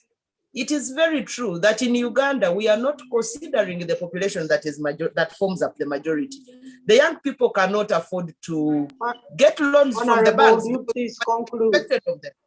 And therefore, I would like to say, congratulations to our panelists and for the well-made presentations, that as a party, we should go ahead to advocate for tax holidays and exemptions and support to the startup businesses of the young people and the women who form the majority of the population. And if they get profits, if they can improve their levels of income, the country will grow in terms of revenue and the country's GDP will increase. So I want to thank you, and that is my presentation in regard to the matter at hand. Thank you so much, Honorable. Thank you.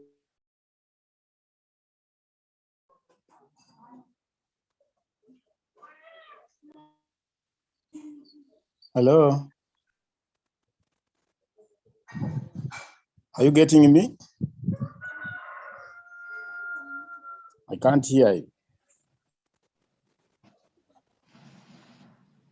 Honorable Sarah, you are muted.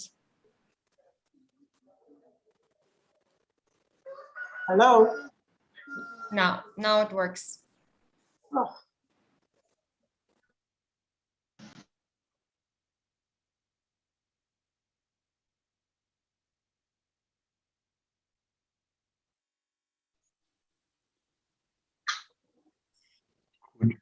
Honorable Sarah, I think we can't hear you. Could Anna go next in the meantime?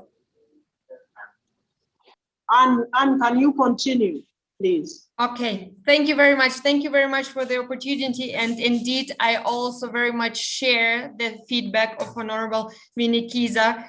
Thank you very much to all the experts for the insights. Indeed, as Xavier Ejoy has mentioned, taxation is a political, economic, and social tool. And I think that all the experts have perfectly demonstrated this at the different levels in their presentations. Now, as economist myself, I also now want to bridge basically the discussion today and the principles of taxation with the role of political parties and with the values of political parties. And I think when we talk about a taxation system, we first of all talk about the principles of the taxation system, which is we want the taxation system to be fair, we want it to be adequate to raise enough revenue, we want it to be simple in a way, well understood by the population, also to raise the trust of the population into this taxation system. We want it to be transparent, and we want it to come, at an administrative level that is not too complicated, so that people can understand what is actually happening with their money, so that they are rather willing to pay taxes. Last but not least, we want a taxation system to be stable and to be sustainable, so that there is also trust of the population into the future, so that they are not afraid that tomorrow they will have new taxes that kind of disorder their planning, the planning of their economic activities, of their savings, and so on. And I think this comes together with the aspect that has been discussed by Matanda very broadly. There needs to be trust into the system and into the service that comes out of the taxation. And this is where a political party basically has to create a system and this spendings in the way that there is trust from the population. Let me just mention a few more aspects, but very briefly.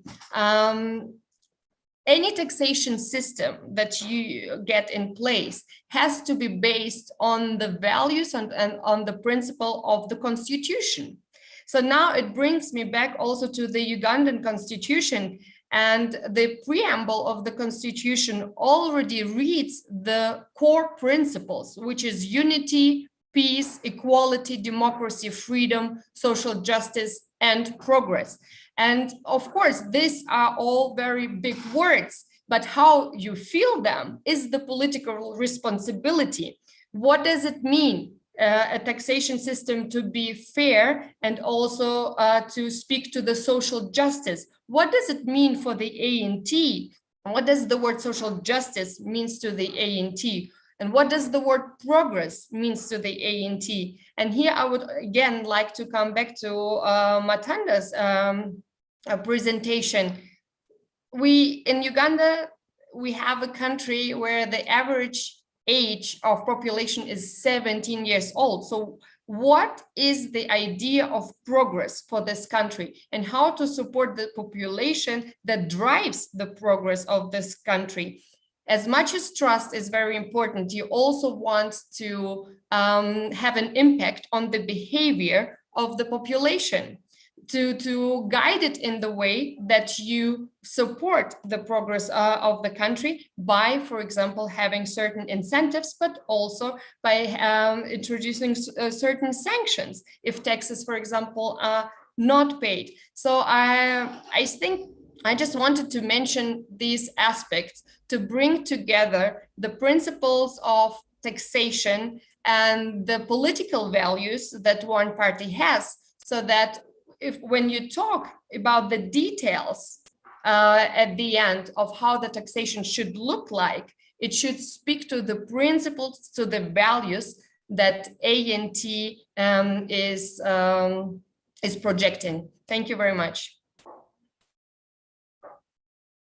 And I hope that all these things are being recorded by our recorders, so that we have a very good feedback into the policy that we will be formulating. Next, who is next? Grace? Mr. Jackson? Huh? Am I clear there? Yes, please. Okay, thank you, the moderators and the panelists, especially Dr. Fred, who is always available for us. I think what we need to look at from the broader point of view is what internally informs a taxation system of a country. Because I would maybe feel like starting with a recommendation that we need to have a body, an independent body, that is less interested or almost disinterested in the amount of money that will be collected, to assess the taxability, I would say, of the population. Because why I'm doing it, I'm saying that you find government is interested in, is on pressure, wants more money. And these are the very people, these are the very departments that go out to assess taxes and levy taxes, irrespective of what is informing the taxation regime. And to that effect, you find that Uganda mainly, we take taxation to be as an end as opposed to the, these taxes are not collected for the sake. There is why what are those the big targets, the big goals that a taxation regime for? Because you look at what we collect is based mainly on what we want to spend, not necessarily what the population can afford. So every time there is a budget constraint, there is a need for more money, there is political pressure, budgetary pressures, we just get taxes, raise them, and even giving targets to the tax collector anyhow. So the other thing, I think we need also to have a deeper segregation of indirect taxes. You may find that even if you don't segregate this data, you may find the poor are paying more than the rich, because we need to know that what are those things that do the poor consume, and how much tax comes from that. And if you don't do that kind of analysis, you may find that in fact the poor are paying more than what is due for them, and therefore no equity.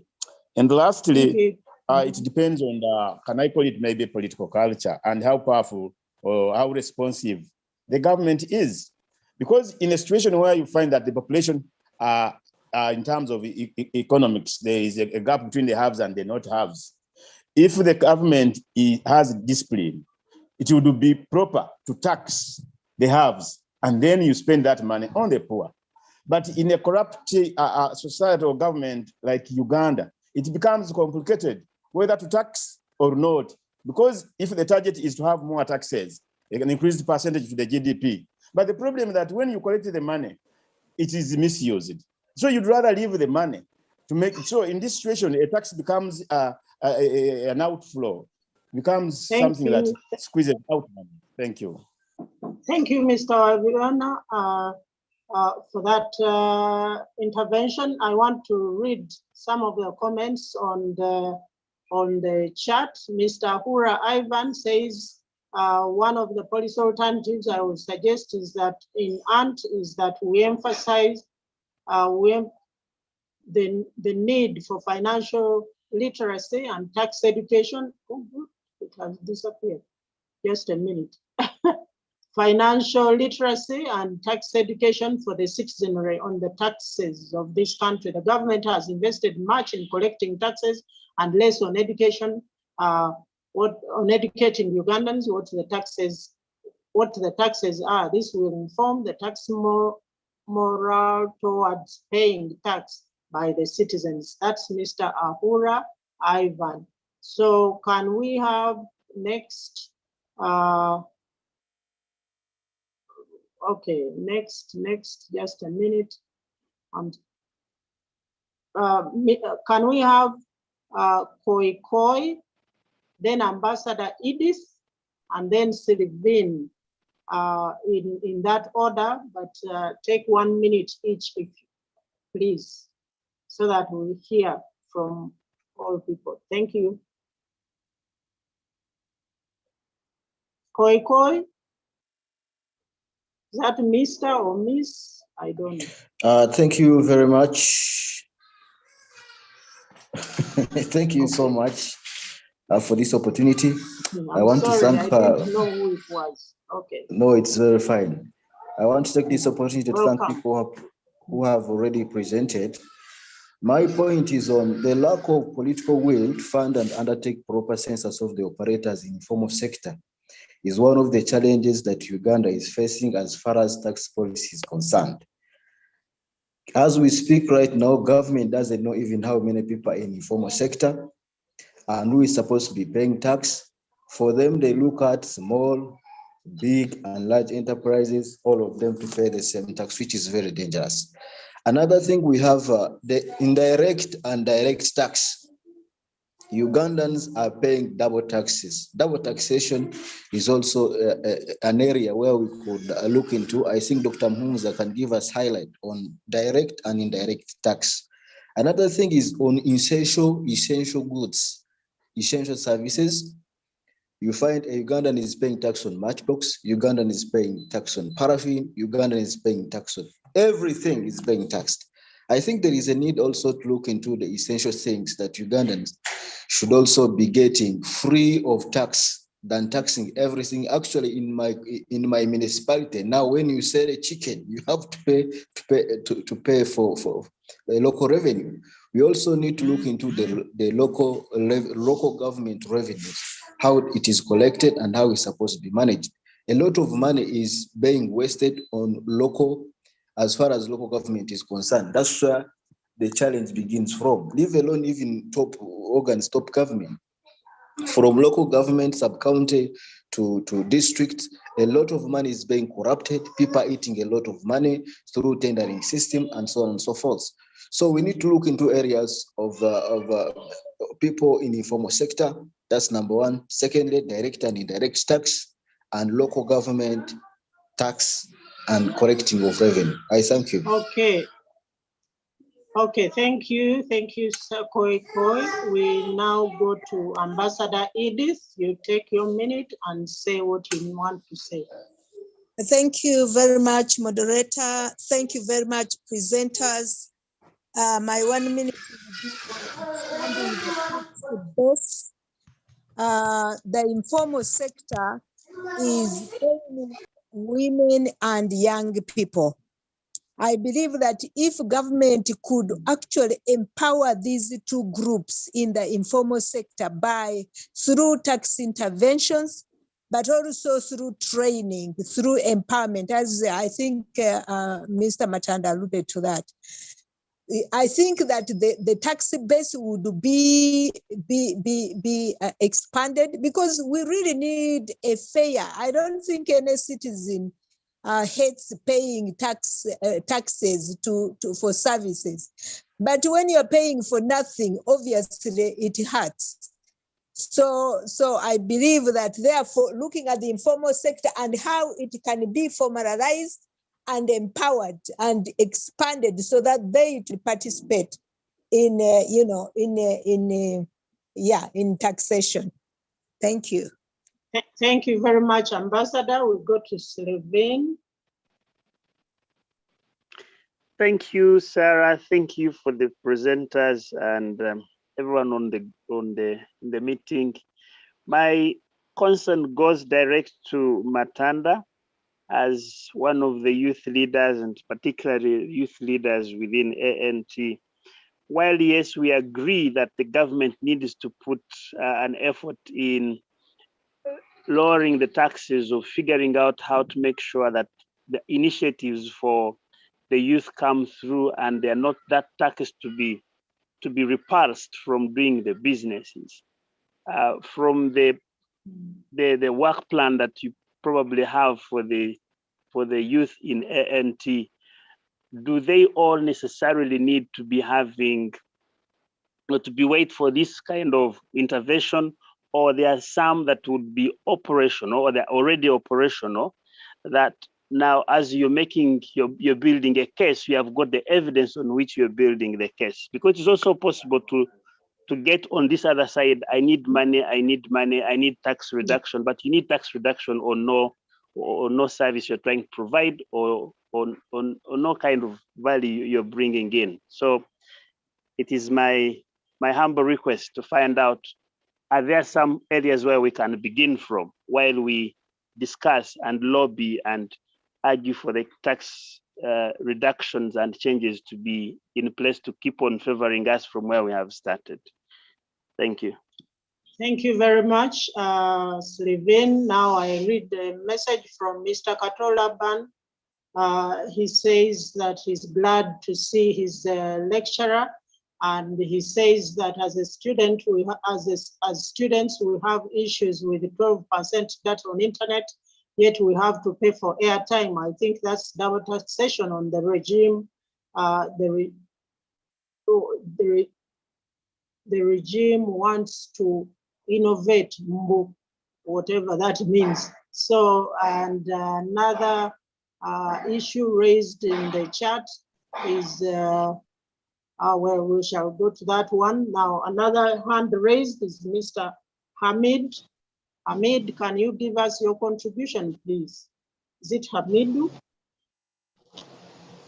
Please give us your contribution, Dr. Hamidu. Thank you very much, moderator. And I would like to thank panelists, colleagues, and everyone. I want to, first of all, start by giving special thanks to Dr. Muhumuza. Dr. Muhumuza, thank you for not trading your PhD. I remember when you were in Imperial in Bukorovia, I think, when you were putting up the transformative agenda, I pointed out the same, and I thank you for keeping it up. Most of your colleagues have sold their PhDs. They are now in big offices in government. Today, I want to disagree with you a bit for hyping this government. Doctor, in your presentation, you hype this government by mentioning that the taxes they collect are meant to offer services to this country. You realize that if you follow the recent events of President Museveni and his government, taxes are used for political punishment. Every financial year there is a budget rate, you find there's a tax introduced for punishing political resentment. You look at the OTT tax. When President Museveni was meeting, I think earlier this year, the NRM NEC, he mentioned that let people, allow them to take money, then wait for them in the bars and tax the beer. That's when you can collect the money and you start doing what you want. So in this country, taxes are not meant for service delivery, because a clear example is that the small taxes we collect as a country are swindled, and everything we want to do, even including basics, is on borrowed money. Can you believe this country borrows money even locally to finance payment for salaries? Because you would say that a road is very expensive, government can go into Exim Bank, into African Development Bank and borrow money. But to even finance giving allowances to your people, you want to finance it on borrowed money. So in this sort of situation, Dr. Muhumuza and colleagues who are discussing this topic and those who are listening, I think we need to address the importance of tax in this country. If it's not a ritual that we have come now to see, it should be something that should be well defined. And as ANT, in our policy, if we want to establish a policy advice to government or anybody, let us start from the fundamentals of defining the importance of tax in a growing economy like ours, in a third world like ours, before we even look at the bases, we look at the attitude of the people, we look at the capabilities of the taxpayers. Let us always try to do it, to define. Thank you very much, colleagues.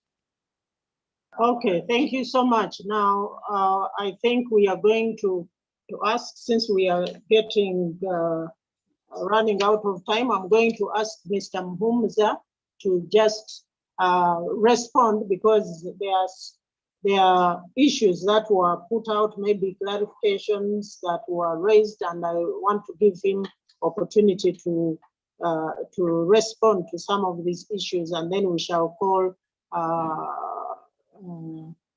General Mugisha Muntu to speak to us in conclusion, to give us the closing remarks. So, Dr. Muhumuza, do you want to respond to some of the issues that were raised?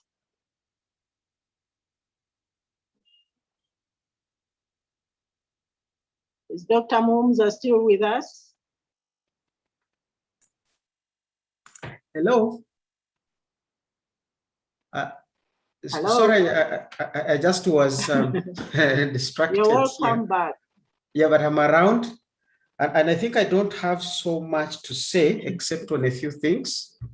That it's a good conversation we have carried on, and I think this conversation continues, because as I said, we don't want to only be commenting on other people's views. When you come up with alternative views, you want them to be grounded, and this conversation really has given us some insights, and I'm glad it is recorded. So there are quite a number of things we can follow up on. There are issues of how taxes may disadvantage other people. Like, for example, in each budget, we are putting over 4 trillion shillings to pay interest on treasury bills. But the people who earn this treasury bill interest pay a tax rate of 15%. Now, if you are to put your investment into a company, you would pay 30% on your profits. So it looks like that is biased against people who would set up companies, employ people, provide goods and services, and giving the advantage to those who are investing in government papers, which would not know what happens at the end of the day. So there are issues, pointers for us to follow. Property tax implications, of course, that is about stock, which is the value, and then the flow, which is the business. So the property tax would be the ground rent, and sometimes people will value the structure, the building, and those values do change. There are taxes there that intend to hold people, and one of these would be on land tax, so that people do not overhold too much pieces of land, because they will know there is a cost if you just get land for the sake. The taxes would be a corrective measure in those areas, and would want to pick them up from there. But again, there are issues of local content, local tax, and even there's local content, but local taxes at local government level, I think there was a comment on that. This would be an area that is still virgin. We may want to make alternatives in those areas, but the local government taxation requires local economic development to first invest and grow these local governments to be able to improve them. So there are quite a number of good ideas that have come through here. Issues of direct and indirect taxes, we spoke about the income, which is usually direct tax, but the bulk of the taxes are indirect. If you look through the URA records, we have about 1.5 million registered taxpayers, but 75% of the tax revenues comes from only 1,000 taxpayers. So you can imagine 1,000 out of the 1.5 million registered people are paying 75% of the tax.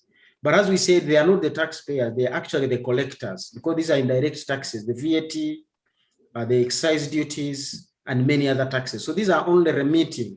When MTN transfers taxes, it's not MTN paying. Besides their corporate tax on their profits, the rest is me and you who have contributed. So understanding these dynamics, I think, came out clearly in terms of tax education on the citizens, so that the citizens can know what is happening in the situation. And I think the other thing I really want to end with is the issue of internet costs. We have VATs, excess duties, we have all sorts of data costs. Now the debate here should be, do I want to tax people as they go on the net, in which case you put a data tax, or do I want to let as many go on the net, make it easy for them to go there, and then you tax the businesses that they are doing there? That could be the discussion that alternative tax policy should be looking at, that lower the data costs, let everybody go on the system, but after they have earned money, either they are doing online marketing, online distribution of things, or they are providing all sorts of services, then you tax those particular services. We could dig deeper into this conversation. So as I ended up in my presentation, these are areas where we'll need support from our partners, development partners, private sector, and the other well-wishers to develop that kind of content that we can present as alternative sets of policies that is solid, but also the communication language. How do you communicate good content? I had my friend Xavier who said, when you are itching, you scratch. But when you scratch, you can end up with blood coming up because you have scratched off the top of the pimple. So how best do you massage your pimple that is itching you to get both ends coming together and you win? These are conversations we can have. And once again, I want to appreciate this partnership and the opportunity to be sharing my views with you. Thank you. Thank you so much, Dr. Muhumuza. We are so grateful again. I'm sure we are virtually clapping, and we really appreciate your contribution and also the contribution of all the discussants and the discussants and the rest of the plenary. We are so thrilled that you are able to attend and you left your time. So we want now to ask General Mugisha Muntu to speak to us. He's our former presidential candidate of Alliance for National Transformation. He's the leader he's been a leader for a long time, and so he continues to inspire us and inspire ANT. Please, General Mugisha Muntu, can you please give us your closing remarks.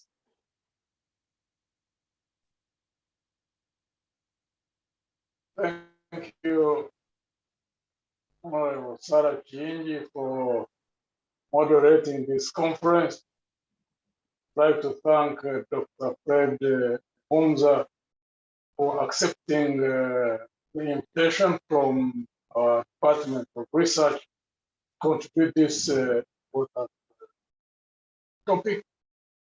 We've always done so whenever we have need, and we are very grateful to thank Xavier Joy of ActionAid. We thank you, and we thank your organization for the support that it gives the political party and generally in the development process of the country. We also like to thank Anne Reisman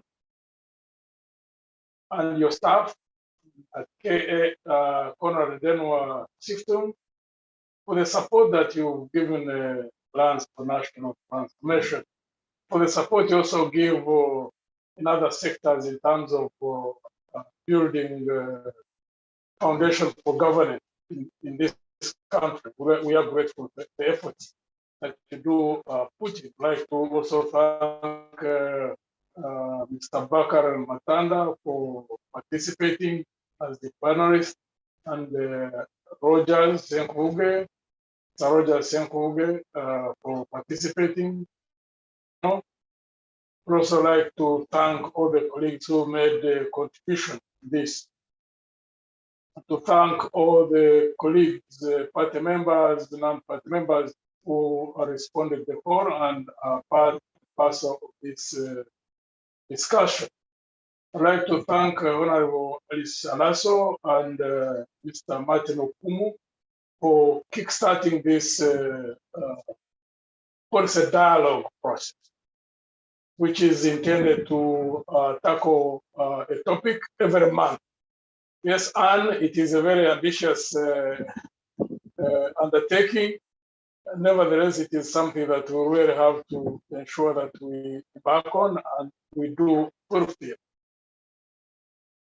As we start this, this is the first of its kind, and it also happens to have been conducted at a time when we have just seen the ending of the Olympics. So let me use the examples from the Olympics. We have our own, the Ugandans, like Perth Chemtai, whom we do congratulate because she got a gold in 3,000 meters steeple chase in 9 minutes and 1 second. And also have Joshua Cheptegei also won a gold in the 5,000 meters at 12 minutes and 58 seconds. We also have shorter track activities like in 100 meters. There is Lamont Marcel Jacobs from Mitaro, who won 100 meters in 9 seconds and 80 microseconds. And then for the women, it's Elaine Thompson Hera from Jamaica. She won a gold in 10 seconds and 61 microseconds. The intensity of preparation of all these gold medalists in 4 years, if you are looking into detail, is huge. When you go into the nature of the preparation, in terms of training, in terms of the feeding regime, in terms of the coaches that do, in terms of the expenses met, consistently for 4 years, go and run 100 meters, which is one under 1 minute. You can say the intensity of preparation for an event that is going to be under 1 minute or under 15 minutes. And therefore, for us as NT who are engaged in this policy dialogue exercise from which will be evolving policy, we need to understand that every effort we spend is worth it. Why so? Because we know that we have got a country that is deep in debt, whose systems are compromised, institutions are broken down, a very fast growing population. In another 25 years, the projections that we are going to hit about 100 million people. So as we're operating from a mindset of a government in wait, that therefore, at the point when there's an opportunity for us to hit the ground running, as they say. So for any organization that would be waiting to take power and run power, manage it well, the intensity of preparation, the extent of preparation must be now. We cannot wait for the period when we're in power and then we start going into the details of policy. We have to get into that. And I believe in the follow-up meetings, ever after such presentation, more so like now after this presentation by Dr. Muhumuza, we have to ensure that now within the next 1 month, we go in and pick up all the views, do research, and prepare concrete positions that we would know that the moment we are in power, that's what would guide us. That's what we would do. Because in politics are the core of our existence as human beings. Now, unfortunately, we operate in an environment where many of our people, of our Ugandan people, because of the lack of government spending time and effort in educating them, many people don't even see any relationship between the taxes they pay and government or politics. They simply don't understand that. And it may take a bit of time for that to happen. That means there must be a team of leaders in an organization like NNT who recognize that, who know that the population is not yet at the point where they're going to become heavily in influencing the direction that the government takes. Therefore, it has to be from us. Therefore, the nature of the preparation that we do in preparing to ensure that the citizen who is unconscious yet of the relationship between his or her vote and the service delivery, it doesn't depend on them right now. It's going to be so dependent on us in terms of the. So you look at one of the principles of taxation, the belief that taxes should be based on the individual's ability to pay.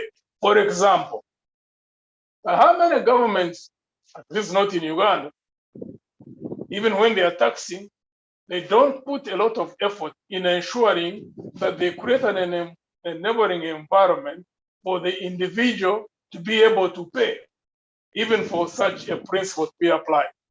For them, they come at the tail end to cause or to tax and raise taxes from this person without caring about their ability to pay or not. It is like milking a cow without feeding it. If you need milk, make sure that you feed the cow. Where? For the camel, for the goat, whatever the source of the milk is. 2, whatever pressures you may have to get milk, you must ensure that you don't over milk, because you must also ensure that the calf is able to survive and grow, because you want to increase the herd of camels or goats or cows, for you to increase the amount of milk that you are able to get. If you have got pressure for milk, in this particular case, it is revenues for government. You have to ensure that you have got systems to increase the tax base, to ensure that the people are able to pay, not only individuals, but also at the corporate level. Also look at another principle, for example, the benefit principle. The idea that there should be some equivalence between what the individual pays and the benefits he subsequently receives from government activity. It's been raised, I think, by a number of contributors, but I raised that a lot. We have got a culture, a predatory culture. I think Dr. Muhumuza has raised that. Predatory culture and extractive culture. In the way governments just simply raise taxes. And at the same time, those who are the actors who hold positions of responsibility, not caring that the person who is paying taxes needs a conducive environment in which they're going to expand their businesses so they are able to tax where you have had inputs yourself. Also, too, in governing, the levels of corruption. That's also another problem. Levels of corruption, the levels of what leaders are able to get from the taxpayer in terms of remuneration, in terms of the services they get. All these impact on the citizen. I think also to the extent the tax compliance. But there are many countries where you find people are highly taxed, but at the same time, they appreciate the taxation because they see the value that comes out of their taxes. Therefore, as ANT, we are a value-driven organization. We have put it upon ourselves to ensure that we do everything humanly possible to radically change the political culture, the economic culture in this country, to do things in such a way that we build trust. For example, to raise the culture of compliance or tax compliance in the citizenry, to find that most people would pay taxes, they need to appreciate where the taxes would be going to. That goes back into the issues of governance.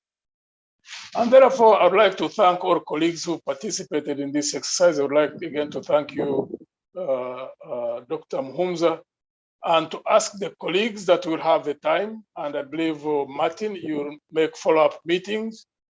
I would like to believe that, again, interacting with our CAS partners, that would go into follow-up meetings where we would be engaged intensely in now concretizing the details in the formulation of our tax policy. And also keep understanding the burden that we are carrying as an organization. Fortunately, we're an organization that is operating from the mindset that we are a government in waiting, that we have to be prepared to run power at any time, even if it was tomorrow, which calls upon us in terms of what is required from us, in terms of changing the culture that currently exists, where people just look at themselves and they wonder whether they are citizens of a country or not, or whether just being tools for manipulation. That's heavy, that's deep, that's embedded in the consciousness of people, and it's not going to be changed by words. However nice words we may use, whether in our manifestos, whether in our communications of whatever nature, at the end of it all, what is going to enable citizens to start trusting the group that goes into power, that's why we must build that within our own understanding, is the practice, even the policy positions that we will evolve and communicate, that we will know that will be consistent, that there will be consistency between what we say and what we do. So I would like, therefore, to thank you for participating, to ask your colleagues not to be tired. We must burn the midnight candle. The burden that we will be facing, at least as those of us who are prepared to manage power. But the moment it becomes us, that the burden we carry is heavy. And that therefore the effort, the time, and all manner of investment that we must put into this exercise, that it would be worth it for us to be able to do things in a manner that will rebuild trust in the Ugandan people in governance. Let me take this opportunity. I believe, therefore, I'm supposed to close the seminar, I understand. And to thank you again, Honorable Sarah, for being the moderator. Thank you, Martin, for organizing this. I'd like again to request you, Honorable Salaso, thank you, that you start organizing to manage the follow-up meetings, which I believe will be intense and also believe will be quite interesting. Because when you start participating in the nitty-gritties, that's why you find a lot of different opinions on what to manage at what level.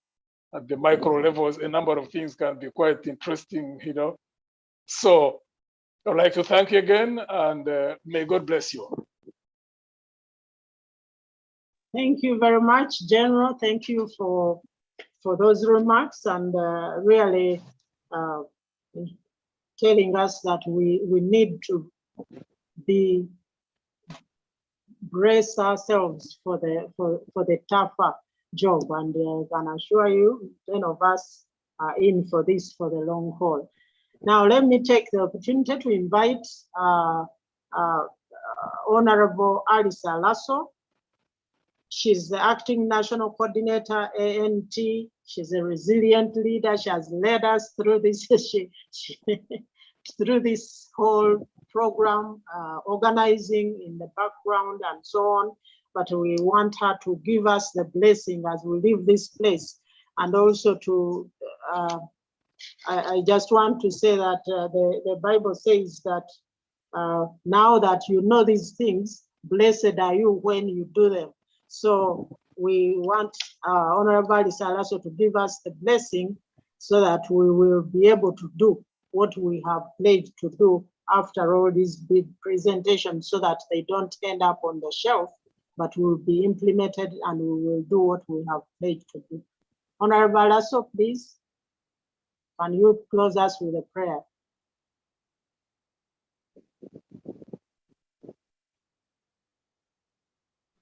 Honorable Lasso, kindly unmute.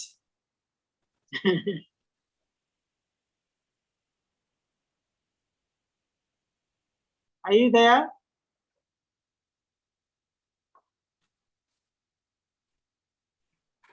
Honorable Lasso?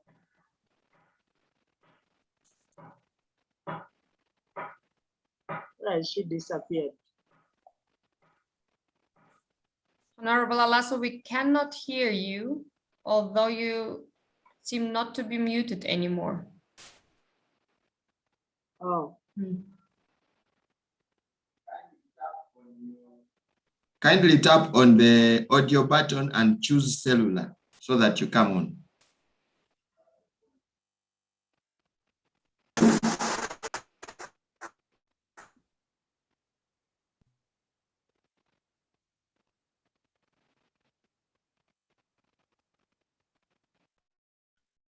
Tap on the audio, tap on the audio, tap on the audio, and you'll see cellular. Choose the first option and then you'll be on.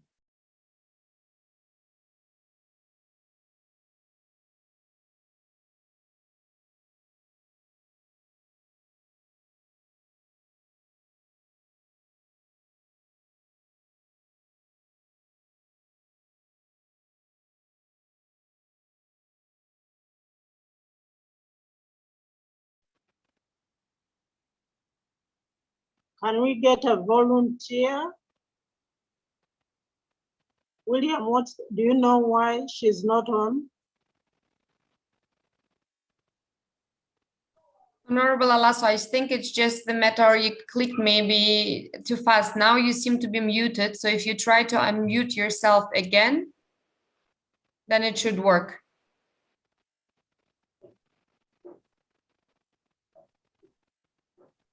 Is she there? She is. Try and mute and see.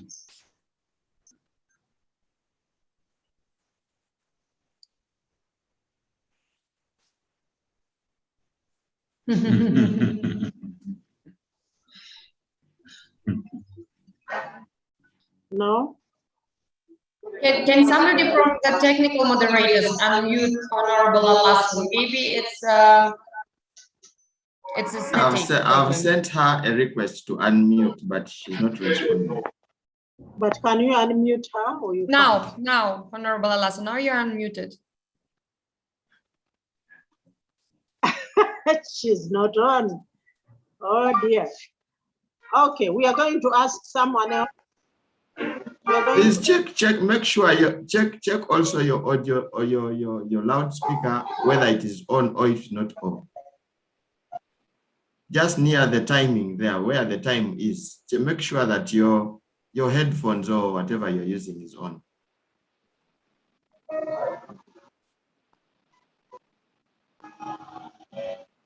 Oh, well. Lord, we thank you. Okay, somebody else do that. Can you close us off? Who is there? I hear a voice of prayer. Is that Governor Nelson? No, it's Opio Linus from Serere still. So, Okay, Opio, Mr. Opio, can you please close us in prayer? Lord, let's bow down our heads and we pray. Lord, we thank you for this session that we've had today on taxation. Lord, in the name of Jesus, we place all our discussion that we've had today into your hands. We pray that, Lord, you will quicken the steps of our opportunity to lead this country, because these are the policy alternatives that we require to take this country to a higher level. Like General Muntu said, the people do not trust the system. Lord, may you give us the favor to be trusted by the voters, to be trusted by the people of Uganda, that we may be able to deliver a service that will lift this country from the claws of poverty that it is in right now to a better country. Lord, we thank you for everyone who has participated in today's meeting. Lord, we pray that you bless them. You continue to protect them and watch over them and give them more wisdom to be able to give more alternatives for this country. Lord, we pray that as we wake up every day, teach us new things, teach us to honor you, teach us to be humble, teach us to love one another and to bring prosperity to Uganda. And for us who are already elected leaders, continue to give us wisdom and protect us from the temptation of corruption and discriminating against those that didn't support us or didn't vote for us. Give us a heart of love that we will be able to bring redemption to this country. Lord, we pray all this believing in the name of Jesus Christ, our Lord. Amen. Amen. Amen. Yeah, thank you, Amen. thank you, Mr. Pio, and thank you, everybody. God bless you. You've been wonderful. Thank you. Bye.